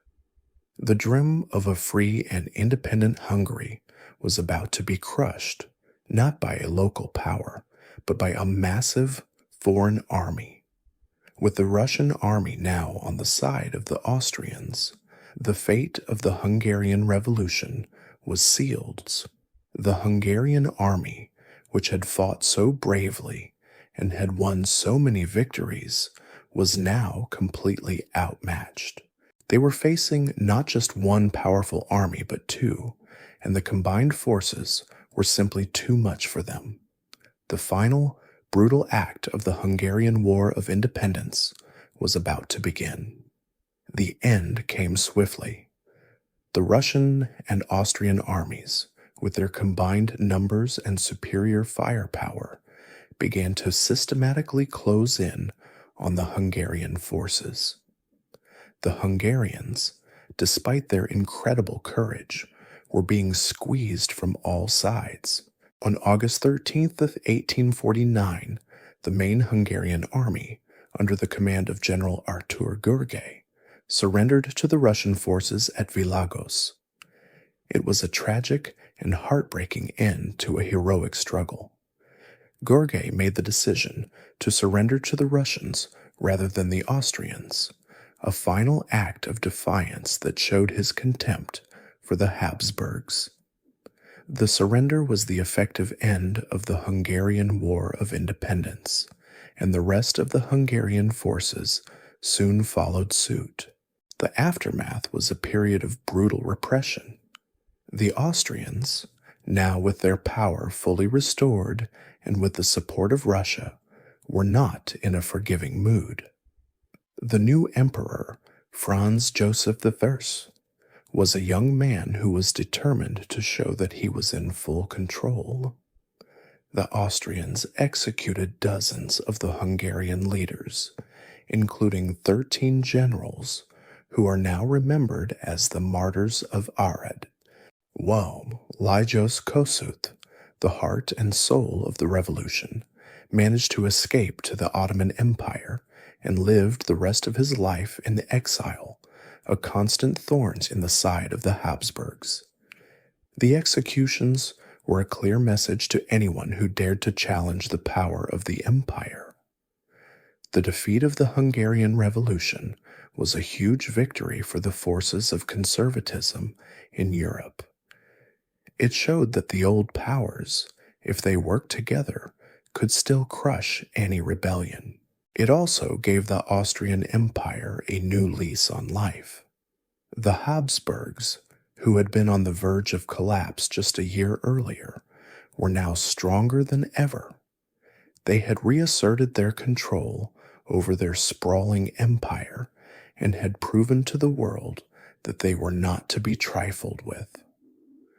The repression in Hungary was a textbook example of how to put down a revolution with force and with a clear message that dissent would not be tolerated. Historians still argue about whether the Hungarians made a mistake in declaring full independence. Some believe that if they had been more willing to compromise with the Habsburgs and had not alienated their own minorities, they might have been able to achieve a degree of autonomy. Others argue that the Habsburgs would never have allowed a truly independent Hungary to exist, and that the war was inevitable. The defeat of the Hungarian Revolution was a tragic end to a heroic story, and it left a deep and lasting scar on the Hungarian national psyche. The dream of a free and independent Hungary was defeated, but it was not forgotten. It would lie dormant for a few decades, waiting for the right moment to rise again. While the Hungarian Revolution was being brutally suppressed, another power was reasserting itself on the European stage, not with a military victory, but with a clever political maneuver. In France, the Second Republic was less than a year old, and its political landscape was a mess. The June Days Uprising had shattered the unity of the revolutionary movement.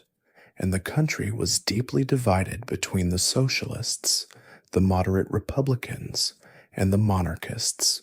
Into this chaos stepped a man who would change the course of French history, Louis-Napoleon Bonaparte. Louis-Napoleon was the nephew of the legendary Emperor Napoleon Bonaparte. He had spent most of his life in exile, dreaming of the day when he would return to France and restore the glory of his family's name. He was a man of quiet ambition and a shrewd political mind. He understood that the French people were tired of revolution and chaos.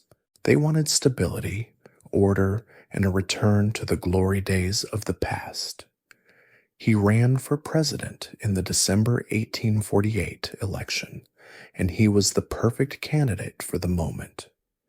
His campaign was a masterpiece of political marketing. He appealed to everyone. To the conservatives, he promised a return to order and a strong government.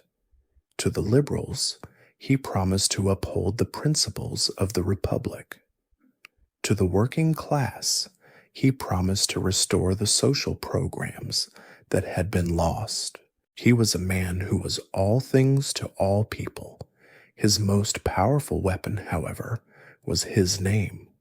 For the French people, the name Napoleon was a symbol of strength, of military glory, and of a time when France was the undisputed master of Europe.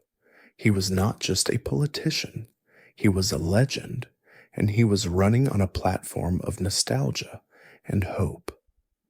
The results of the election were a complete shock to the establishment. Louis Napoleon won in a landslide, taking over 74% of the vote. The other candidates, who were all part of the political elite, were completely out of touch with the mood of the country. They had been debating high-minded political theory, while the people were voting for a man who promised to bring back the good old days. His victory was a clear signal that the French people were not as committed to the Republic as the revolutionaries had hoped. They were tired of fighting and wanted someone to take charge. The rise of Louis Napoleon was a turning point for the French Revolution. The Second Republic had been created with so much hope and so many grand ideas, but it was now led by a man who had no real commitment to republicanism. He was a man with a single-minded goal: to restore the empire. He spent the next few years consolidating his power, allying himself with the conservative elements of society, and slowly but surely chipping away at the power of the National Assembly. His election was a clear sign that the spirit of revolution was fading, replaced by a desire for stability and a strong hand. The man who had been a revolutionary hero, Louis Napoleon Bonaparte, was now on his way to becoming an emperor. While Louis Napoleon was consolidating his power in France, the German states were reaching a critical juncture. The Frankfurt Parliament, which had been debating for months, was finally ready to make a decision.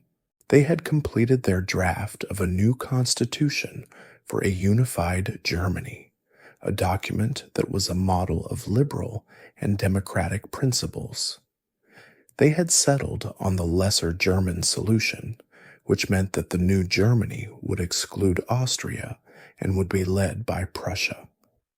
The stage was set for the final act of the German revolutionary drama.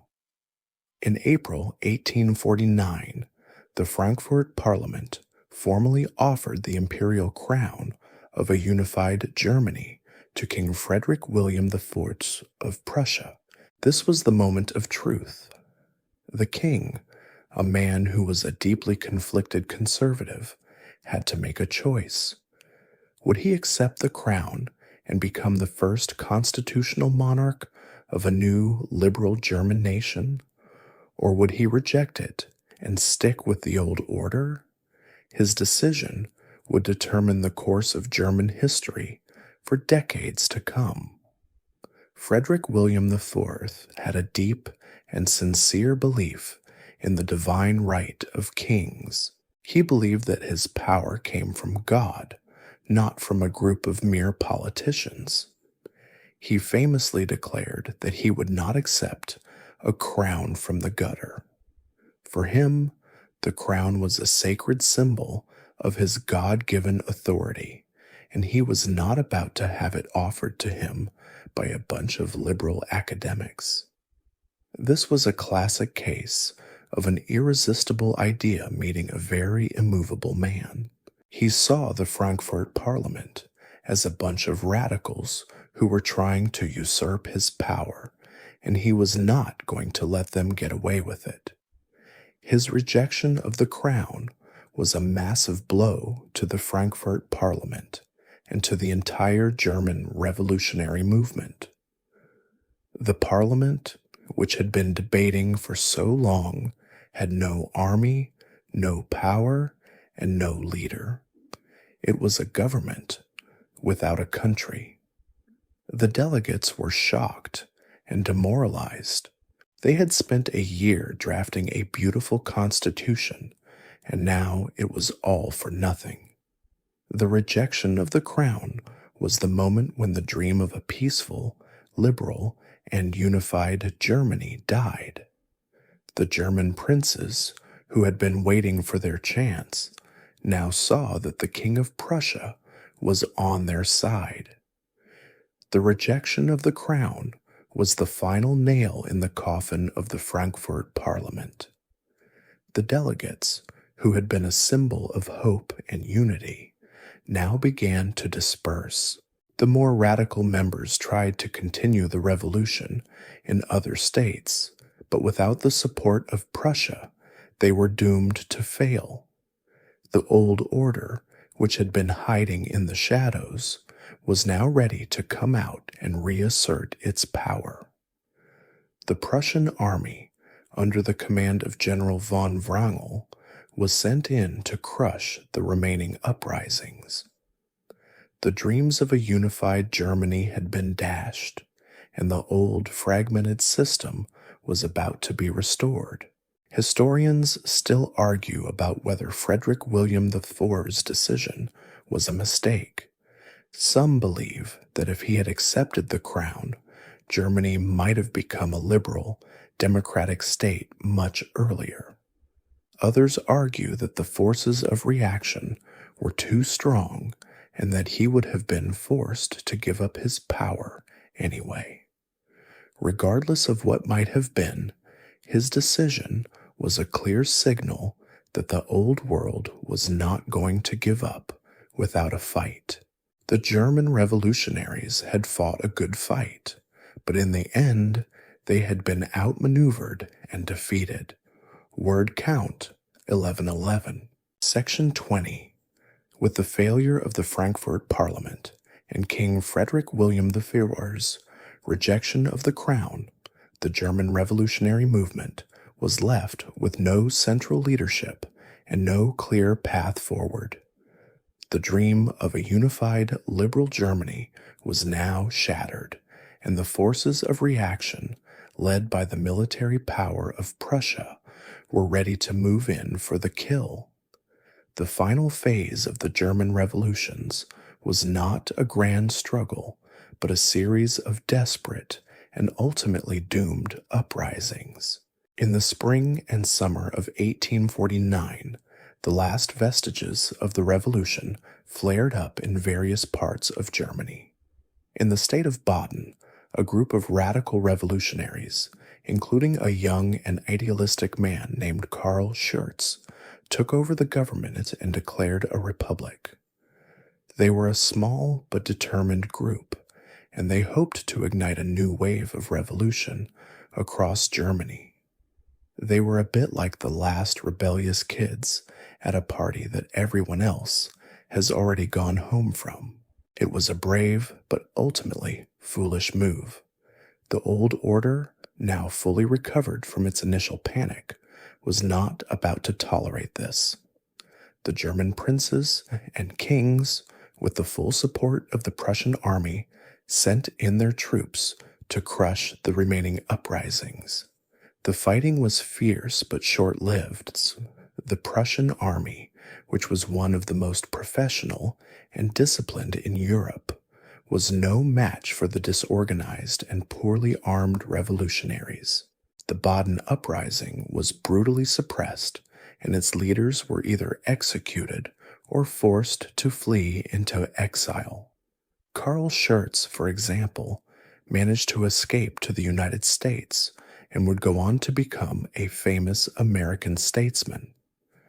The suppression of the German revolutions was a textbook example of how the old order, with its control of the military and its deep-seated power, could put down a popular uprising.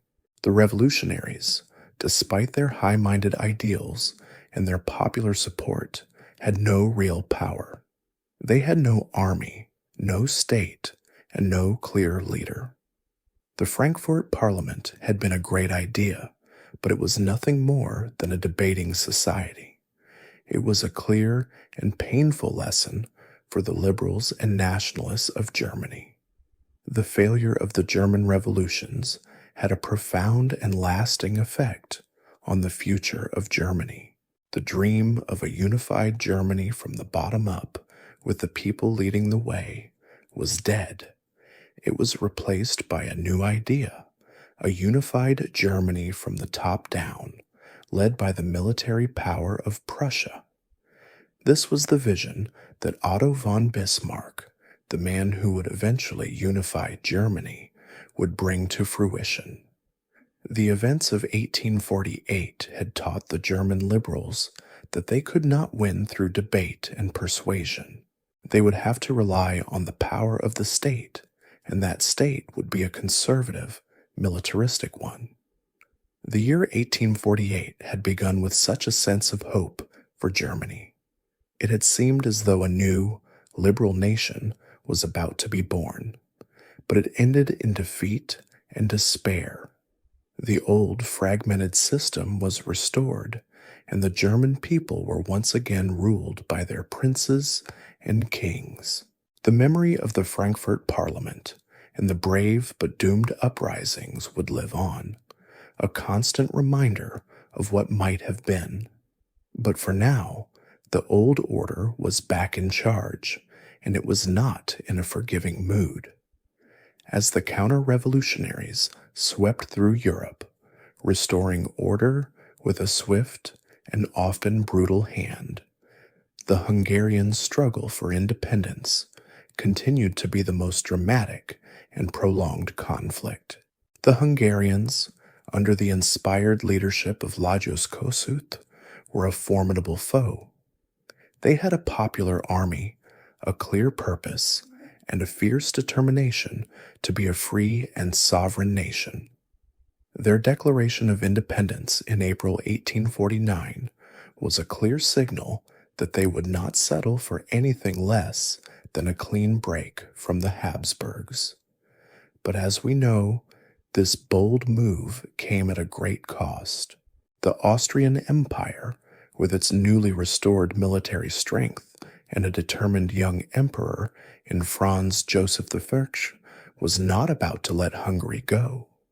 But they were exhausted. The long war in Italy and the internal conflicts had sapped their strength, and they were still unable to fully defeat the Hungarians. This is where their alliance with Russia proved to be the decisive factor. The Tsar Nicholas I saw the Hungarian Revolution as a dangerous source of liberal and nationalist ideas, and he was more than happy to help his fellow monarch crush it. He saw it as a moral duty, a crusade against the forces of chaos and revolution. In the summer of 1849, the Russian army, a massive force of over 200,000 men, marched into Hungary. The Hungarians, who had been fighting a two-front war against the Austrians and the Croats, were now facing a third and much more powerful enemy. The Russian intervention was a game changer. The Hungarian army, led by the brilliant General Artur Görgey, was a disciplined and well-organized force, but they were no match for the combined might of two of Europe's largest armies. The end of the Hungarian War of Independence was a classic case of an underdog being overwhelmed by sheer force. The Hungarian army, despite fighting with incredible bravery, was simply outnumbered and outgunned. The Russian forces, with their superior numbers and resources, were able to systematically close in on the Hungarian forces. On August 13th, 1849, Görgey, seeing that the situation was hopeless, made the difficult and controversial decision to surrender his army to the Russians, not the Austrians. It was an act of both pragmatism and defiance. He hoped that the Russians would be more lenient than the Austrians, and he wanted to show that he was not a traitor to his own people. The surrender was the effective end of the Hungarian War of Independence, and it was followed by a period of brutal repression. The Austrians, now with their power fully restored, were in a vindictive mood. The new emperor, Franz Joseph I, was determined to show the Hungarians and the rest of his empire that he was in charge. The executions of the Hungarian generals, the martyrs of Arad, were a clear and chilling message to anyone who dared to challenge his authority.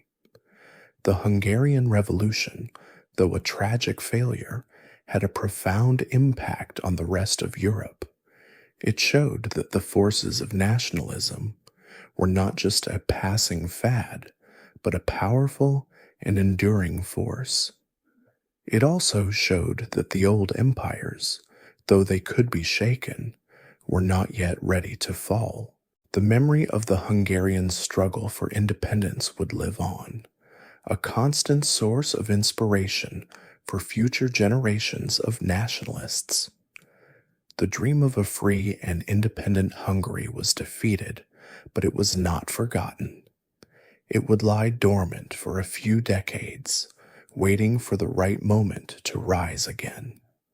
The defeat of the Hungarian Revolution by the combined forces of Austria and Russia was a massive victory for the forces of conservatism in Europe. But while the Austrian Empire was busy restoring order, an even more dramatic shift was happening in Italy. After the defeat of King Charles Albert's army and the fall of the Roman Republic, the Italian peninsula was once again under the control of its old rulers. The Austrian army, now a well-oiled machine of counter-revolution, re-established its control over Lombardy and Venetia. But the revolution was not completely dead. It had simply gone underground, waiting for its next opportunity. The most enduring symbol of the Italian Revolution was the city of Venice. As we remember, it had declared itself a republic in March 1848, and it was the last bastion of the Italian Revolution. For months, the city, led by the courageous Daniele Manin, had resisted a brutal Austrian siege. The people of Venice were starving and exhausted, but they refused to give up. They had fought with everything they had, from old cannons to their sheer will, but without any hope of outside help, their situation was hopeless. The city finally surrendered in August 1849. The Austrian forces, led by Field Marshal Radetzky, marched into the city and put an end to the Venetian Republic. It was a sad and quiet end to a heroic struggle. In Rome, the Roman Republic, which had been so bravely defended by Giuseppe Garibaldi and his men, had been crushed by the French army in July 1849. The French, under the new President Louis-Napoleon Bonaparte, had intervened to restore Pope Pius IX to his temporal power. This was a hugely significant event. It showed that even a republic, if it was led by a man with imperial ambitions, could be a tool for suppressing revolution. It was a bitter pill to swallow for the Italian nationalists, who had looked to France for inspiration. The French intervention was a betrayal, and it left a deep and lasting scar on the relationship between the two countries. With the defeat of the Italian revolutions, the old order was fully restored across the peninsula. The old monarchs returned to their thrones, and the liberal and nationalist dreams were put on hold. The revolution had been a tragic failure, but it was not for nothing. It had laid the groundwork for a future, more successful struggle for Italian unification. The leaders of the revolution, men like Mazzini and Garibaldi, had become national heroes. Their names were synonymous with the struggle for a free and unified Italy. Historians still argue about whether the Italian revolutions could have succeeded.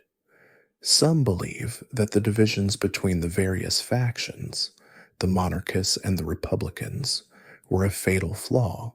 Others argue that the power of the Austrian Empire and the willingness of the other European powers to intervene were simply too much for the Italian nationalists to overcome. The events of 1848 had shown the Italian nationalists that they could not win on their own. They would need a powerful ally and a clear, unified vision. The dream of a unified Italy had been defeated, but it was not forgotten. It would lie dormant for a few years, waiting for the right moment to rise again. The suppression of the revolutions in Italy, Hungary, and Germany marked a clear victory for the forces of reaction. The old order, which had seemed on the verge of collapse just a year earlier, was now more firmly entrenched than ever. In the German states, the failure of the Frankfurt Parliament and the defeat of the final uprisings meant a return to the pre-1848 status quo. The German Confederation, that loose and ineffective collection of 39 states, was restored. The dream of a unified Germany from the bottom up, with the people leading the way, was now dead. The old German princes and kings who had been so terrified in March 1848 were now in a much stronger position. They had the backing of the Prussian army, which had proven to be a reliable instrument of repression.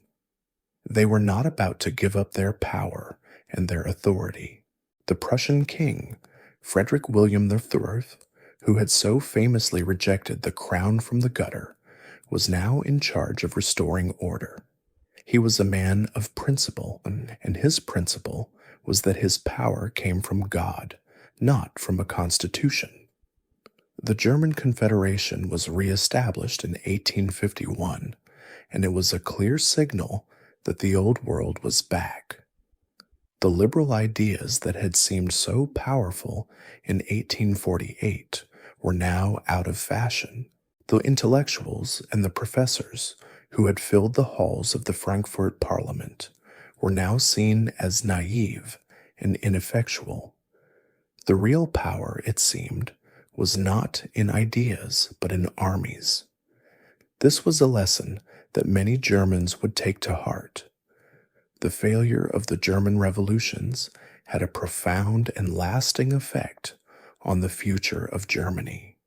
The idea of a unified Germany, though defeated for now, did not go away. It simply changed its form. The liberals had failed to achieve unification through peaceful means and through a constitution. The next attempt at unification would be led by a man who had no time for liberal ideals and who believed in a different kind of power. That man was Otto von Bismarck, and he would unify Germany not through speeches and debates, but through blood and iron. The events of 1848 had shown the German nationalists that they could not achieve their goals through peaceful means. They would have to rely on the power of the state, and that state would be a conservative, militaristic one.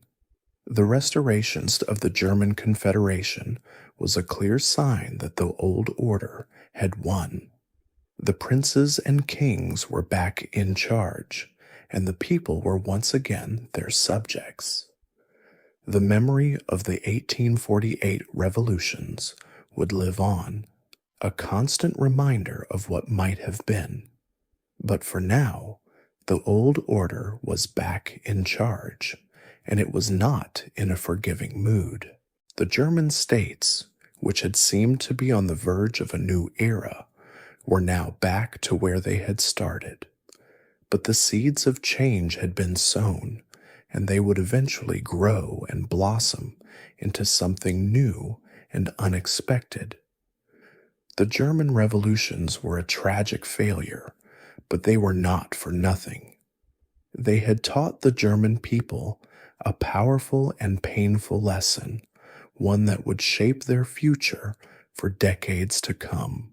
The year 1848 was a year of great hope and great despair, and nowhere was this more evident than in France. The country that had sparked the Continental Revolution had in just a year gone from a republic to a state ruled by a man with imperial ambitions.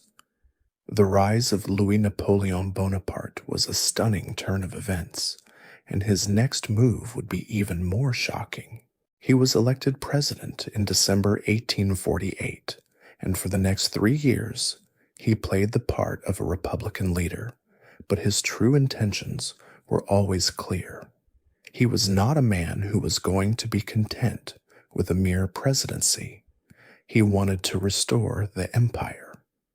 Louis Napoleon spent the next few years consolidating his power. He allied himself with the conservative elements of society, including the Catholic Church and the army. He slowly but surely began to chip away at the power of the National Assembly, the very body that had elected him. He passed laws that restricted the press and limited voting rights. He was a man with a plan, and that plan involved a lot of patience and a lot of cunning. The French people, who had been so exhausted by the years of revolution and chaos, were willing to give him a chance. They wanted stability, and he was the man who promised to deliver it. In December 1851, Louis Napoleon made his move. He staged a coup d'etat, dissolving the National Assembly and arresting all his political opponents. The coup was a clear and decisive act, and it was met with some resistance from the Republicans, but it was quickly and brutally suppressed. The French people, for the most part, did not resist. They were tired of fighting and wanted to get on with their lives. Louis Napoleon was a man who understood the mood of his country, and he knew that they were ready for a change. The coup was a stunning display of political ruthlessness. Louis Napoleon had used the very democratic system that had elected him to destroy it. He was a man who believed in a strong, centralized government, and he was not going to let a bunch of politicians get in his way. He was a man who believed in the power of his name, and he was not going to let the Republic stand in the way of his destiny. He was a man who believed in the power of the people, but he also believed that they needed a strong hand to guide them. A year after the coup, in December 1852, Louis Napoleon held a plebiscite, or a national vote, to ask the French people if they wanted to restore the empire. The results were a landslide. The French people, in a stunning display of historical amnesia, voted to restore the empire and to make Louis Napoleon their emperor.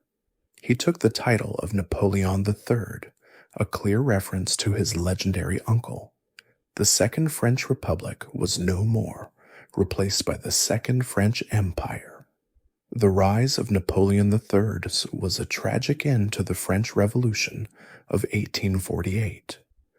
The country that had been the cradle of liberal and democratic ideas had now returned to a form of monarchy. The revolution had failed, and it had failed in the most spectacular way possible. It had not been crushed by a foreign power, but had been willingly given up by its own people.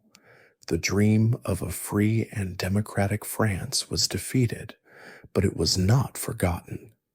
It would lie dormant for another few decades, waiting for the right moment to rise again.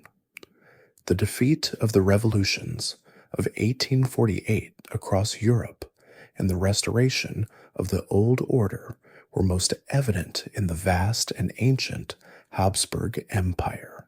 The empire, which had seemed on the verge of collapse in the spring of 1848, was now more firmly in control than ever. The young emperor, Franz Joseph I, who had come to the throne in December 1848, was a man of determination and an unshakable belief in his own power. He was a man who would rule with an iron fist, and he was not about to give up any of his authority. The post-revolution period in the Habsburg Empire was a time of brutal repression. The Austrians, who had been so lenient in the initial stages of the revolution, were now in a vindictive mood. The Hungarian Revolution had been a painful and humiliating experience for them, and they were determined to make sure that nothing like it would ever happen again. The executions of the Hungarian generals, the martyrs of Arad, were a clear and chilling message to anyone who dared to challenge the power of the empire. The leaders of the other revolutions, from Vienna to Prague, were also arrested and either executed or imprisoned. The old order was back, and it was not in a forgiving mood. Franz Joseph I ruled as an absolute monarch with the support of his powerful army and his conservative ministers. He did away with the liberal reforms that had been granted in 1848 and restored the old system of a centralized, bureaucratic government. The empire was ruled from Vienna, and there was no room for any form of national autonomy. The Hungarians, the Czechs, the Italians, and the other nationalities of the empire were once again subjects of the emperor, not citizens of their own nations. The dream of a multi-ethnic, liberal empire was dead. The post-revolution period was a time of great sorrow and despair for the liberals and nationalists of the empire. They had fought so hard and had sacrificed so much only to see their dreams crushed and their leaders imprisoned. They had learned a painful lesson that ideas, no matter how good, were no match for the power of a well-organized state and a loyal army. The Habsburg Empire had been shaken, but it had not been broken. It had survived the storm, and it was now stronger and more centralized than ever. Historians still argue about whether the Habsburg Empire could have survived as a multi-ethnic state. The revolutions of 1848 had shown that the forces of nationalism were too powerful to be ignored. The various nationalities of the empire wanted their own states, and they were not going to be happy as subjects of a distant emperor. The Habsburgs had a choice. They could either reform their empire and give the nationalities a greater say in their own affairs, or they could rule with an iron fist. They chose the latter, and it was a choice that would eventually lead to the collapse of their empire. The events of 1848 were a clear warning sign, a prelude to the eventual downfall of the Habsburgs. But for now, the old order was back in charge, and it was not in a forgiving mood. While the revolutions of 1848 had been a failure in their immediate goals, they were by no means a complete waste of time. They had failed to achieve a unified Germany, a free Italy, and a reformed Habsburg Empire, but they had fundamentally reshaped the political landscape of Europe. The ideas of liberalism and nationalism, which had once been confined to the shadows, were now out in the open. They had shown their power, and they had proven that they were a force to be reckoned with. The old order had won the battle, but it had not won the war. The legacy of liberalism was perhaps the most enduring of all. The revolutionaries had fought for things like freedom of the press, freedom of assembly, and a constitution. They had been defeated, but their ideas had not gone away. The constitutions that had been granted in 1848, though often revoked, would serve as a blueprint for future reforms. The idea of a government that was accountable to its people rather than to a monarch was now a mainstream idea. It was no longer a radical concept.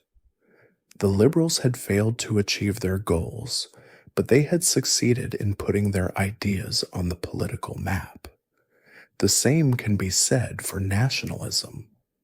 The revolutions had shown that the forces of national identity were a powerful and enduring force. The Italians had fought for a unified Italy, and the Hungarians had fought for a free Hungary.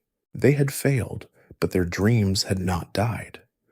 The idea of a nation-state, a country where the people who shared a common language and culture could live together, was now a central idea in European politics.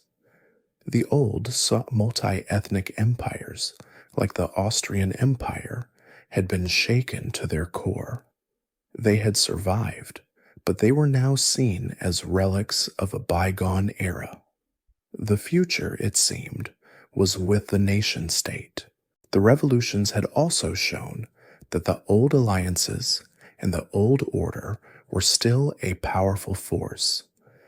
The intervention of Russia in Hungary was a clear example of how the great powers could work together to put down a rebellion. The failure of the revolutionaries to find a powerful ally was a painful lesson. They had learned that they could not win on their own, and they would have to find a way to work within the existing political system. This was a lesson that men like Otto von Bismarck would take to heart. The legacy of the revolutions of 1848 was not a glorious one. It was a legacy of defeat and despair, but it was also a legacy of hope and a promise of a better future. The revolutionaries had failed, but they had not failed for nothing. They had taught the people of Europe a powerful and painful lesson, one that would shape their future for decades to come. The old world had won the battle, but the new world was not going to give up without a fight. The ideas of liberalism and nationalism, though defeated for now, were lying dormant, waiting for the right moment to rise again.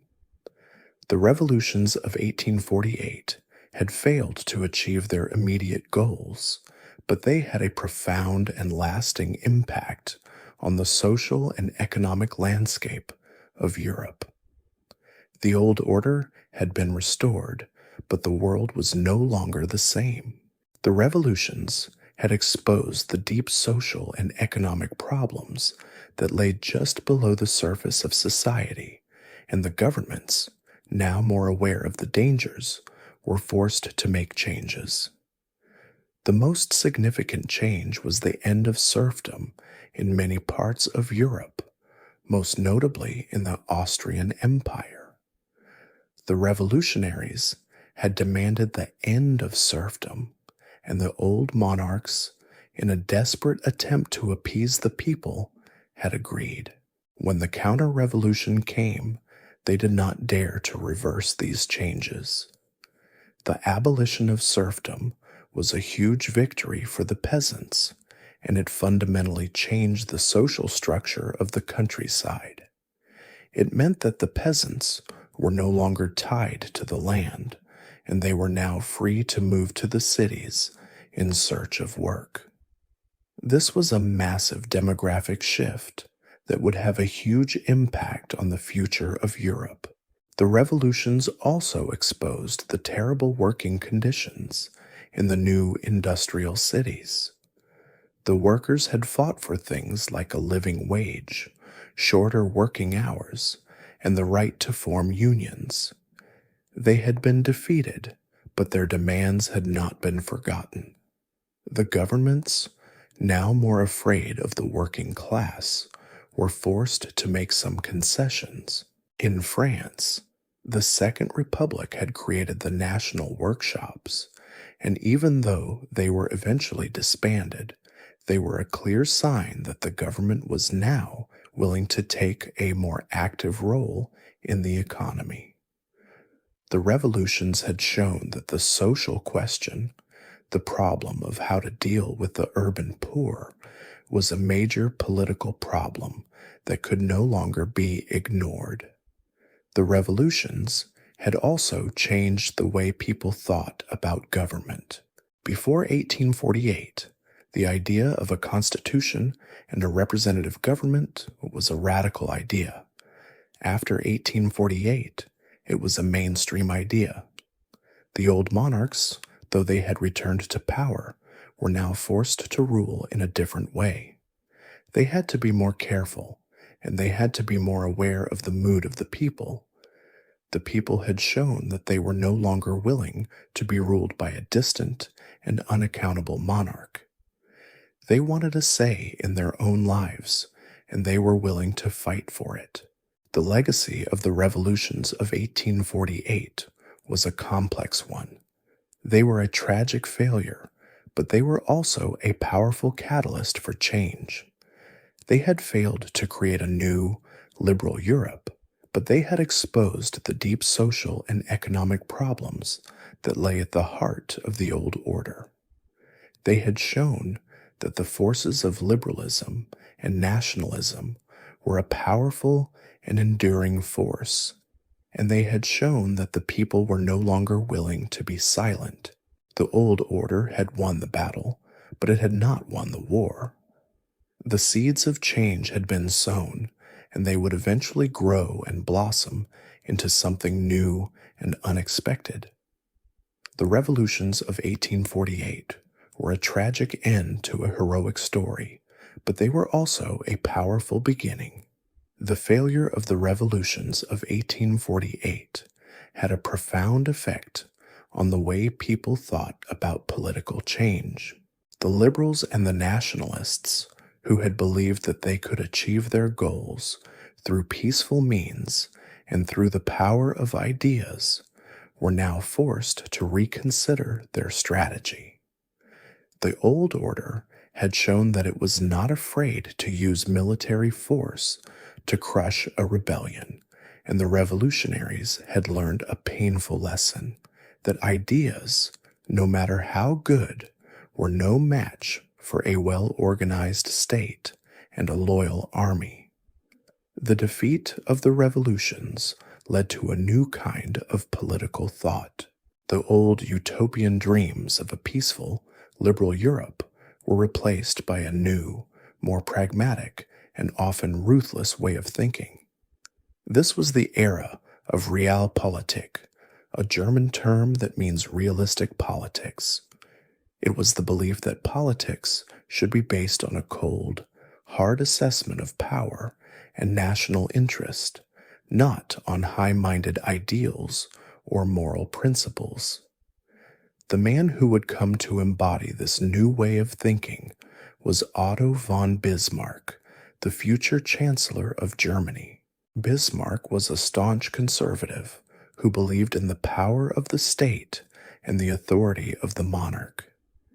He had no time for liberal ideas or parliamentary debates. He believed that the only way to achieve German unification was through blood and iron, not through speeches and resolutions. The events of 1848 had confirmed his belief. He had seen the failure of the Frankfurt Parliament, and he had seen how the Prussian army had been able to restore order. He knew that the only way to achieve German unity was to do it from the top down, with a powerful army and a ruthless leader. The revolutions had also led to a new kind of nationalism.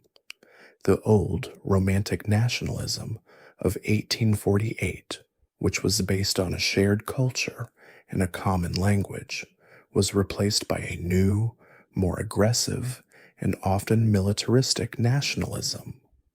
The Germans had failed to achieve unity through peaceful means, and they were now willing to achieve it through war. The Italians had failed to achieve unity through a popular uprising, and they were now willing to achieve it with the help of a powerful monarchy. The old, idealistic dreams were replaced by a new, more pragmatic, and often cynical approach. The failure of the revolutions was a watershed moment in European history. It marked the end of an era of hope and idealism, and the beginning of an era of cynicism and realpolitik. The revolutionaries had fought a good fight, but they had lost. They had failed to achieve their goals, but they had not failed for nothing. They had exposed the deep social and economic problems that lay at the heart of the old order, and they had shown that the people were no longer willing to be silent. The old world had won the battle, but the new world was now a much more cynical and ruthless place. The revolutions of 1848 were a tragic failure, but they were a powerful and painful lesson, one that would shape the future of Europe for decades to come. As we've explored, the revolutions of 1848 were a complex and multifaceted event, a series of interconnected stories of hope, betrayal, and defeat. They were a tragic failure in their immediate goals, but they were by no means a complete waste of time. They had a profound and lasting impact on the social and economic landscape of Europe.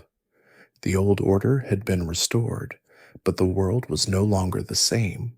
The revolutions had exposed the deep social and economic problems that lay just below the surface of society, and the governments, now more aware of the dangers, were forced to make changes. The most significant change was the end of serfdom in many parts of Europe, most notably in the Austrian Empire. The revolutionaries had demanded the end of serfdom, and the old monarchs, in a desperate attempt to appease the people, had agreed. When the counter-revolution came, they did not dare to reverse these changes. The abolition of serfdom was a huge victory for the peasants, and it fundamentally changed the social structure of the countryside. It meant that the peasants were no longer tied to the land, and they were now free to move to the cities in search of work. This was a massive demographic shift that would have a huge impact on the future of Europe. The revolutions also exposed the terrible working conditions in the new industrial cities. The workers had fought for things like a living wage, shorter working hours, and the right to form unions. They had been defeated, but their demands had not been forgotten. The governments, now more afraid of the working class, were forced to make some concessions. In France, the Second Republic had created the national workshops, and even though they were eventually disbanded, They were a clear sign that the government was now willing to take a more active role in the economy. The revolutions had shown that the social question, the problem of how to deal with the urban poor, was a major political problem that could no longer be ignored. The revolutions had also changed the way people thought about government. Before 1848, the idea of a constitution and a representative government was a radical idea. After 1848, it was a mainstream idea. The old monarchs, though they had returned to power, were now forced to rule in a different way. They had to be more careful, and they had to be more aware of the mood of the people. The people had shown that they were no longer willing to be ruled by a distant and unaccountable monarch. They wanted a say in their own lives, and they were willing to fight for it. The legacy of the revolutions of 1848 was a complex one. They were a tragic failure, but they were also a powerful catalyst for change. They had failed to create a new, liberal Europe, but they had exposed the deep social and economic problems that lay at the heart of the old order. They had shown that the forces of liberalism and nationalism were a powerful and enduring force, and they had shown that the people were no longer willing to be silent. The old order had won the battle, but it had not won the war. The seeds of change had been sown, and they would eventually grow and blossom into something new and unexpected. The revolutions of 1848 were a tragic end to a heroic story, but they were also a powerful beginning. And so, the great storm of 1848 finally passed. The barricades were taken down, the kings and emperors were back on their thrones, and the old order seemed to be restored. But the world was not the same. The revolutions had been a tragic failure in their immediate goals, but they had a profound and lasting impact on the course of European history. They had shown that the forces of liberalism and nationalism were not a passing fad, but a powerful and enduring force. The old multi-ethnic empires, like the Austrian Empire, had been shaken to their core, and the dream of a new, unified Europe was now a mainstream idea. The revolutions of 1848 had failed, but they had failed for a reason. They had failed because the revolutionaries were not united, and they had failed because the old order was not afraid to use military force to crush a rebellion. But they had not failed for nothing. They had taught the people of Europe a powerful and painful lesson, one that would shape their future for decades to come. The old world had won the battle, but the new world was now a much more cynical and ruthless place.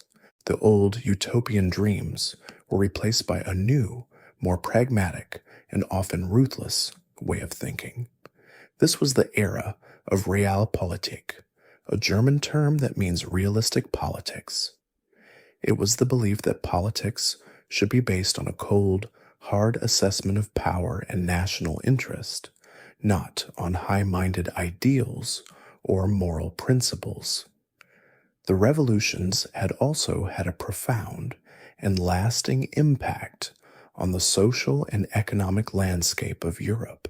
They had exposed the deep social and economic problems that lay just below the surface of society, and the governments, now more aware of the dangers, were forced to make changes. The end of serfdom in many parts of Europe was a huge victory for the peasants, and it fundamentally changed the social structure of the countryside. The revolutions had also shown that the social question, the problem of how to deal with the urban poor, was a major political problem that could no longer be ignored. And so, as we come to the end of our story, we are left with a final quiet image, The sounds of the street battles and the cheering crowds have faded. The flags and the barricades have been put away. All that remains is the slow, steady rhythm of time as it carries Europe forward into a new and very different future. The revolutions of 1848 were a tragic end to a heroic story, but they were also a powerful beginning.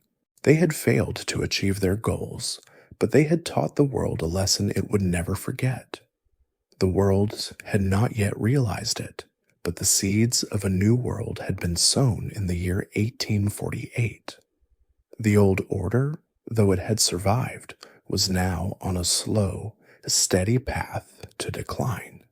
The ideas of liberty and nationalism, though defeated for now, were lying dormant, waiting for the right moment to rise again.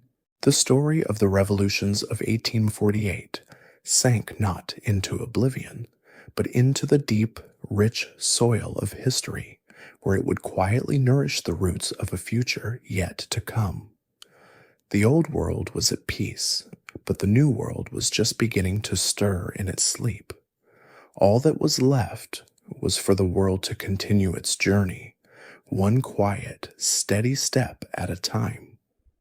The world was now a much more complex and interesting place, and its story was far from over. End of script. Sweet dreams.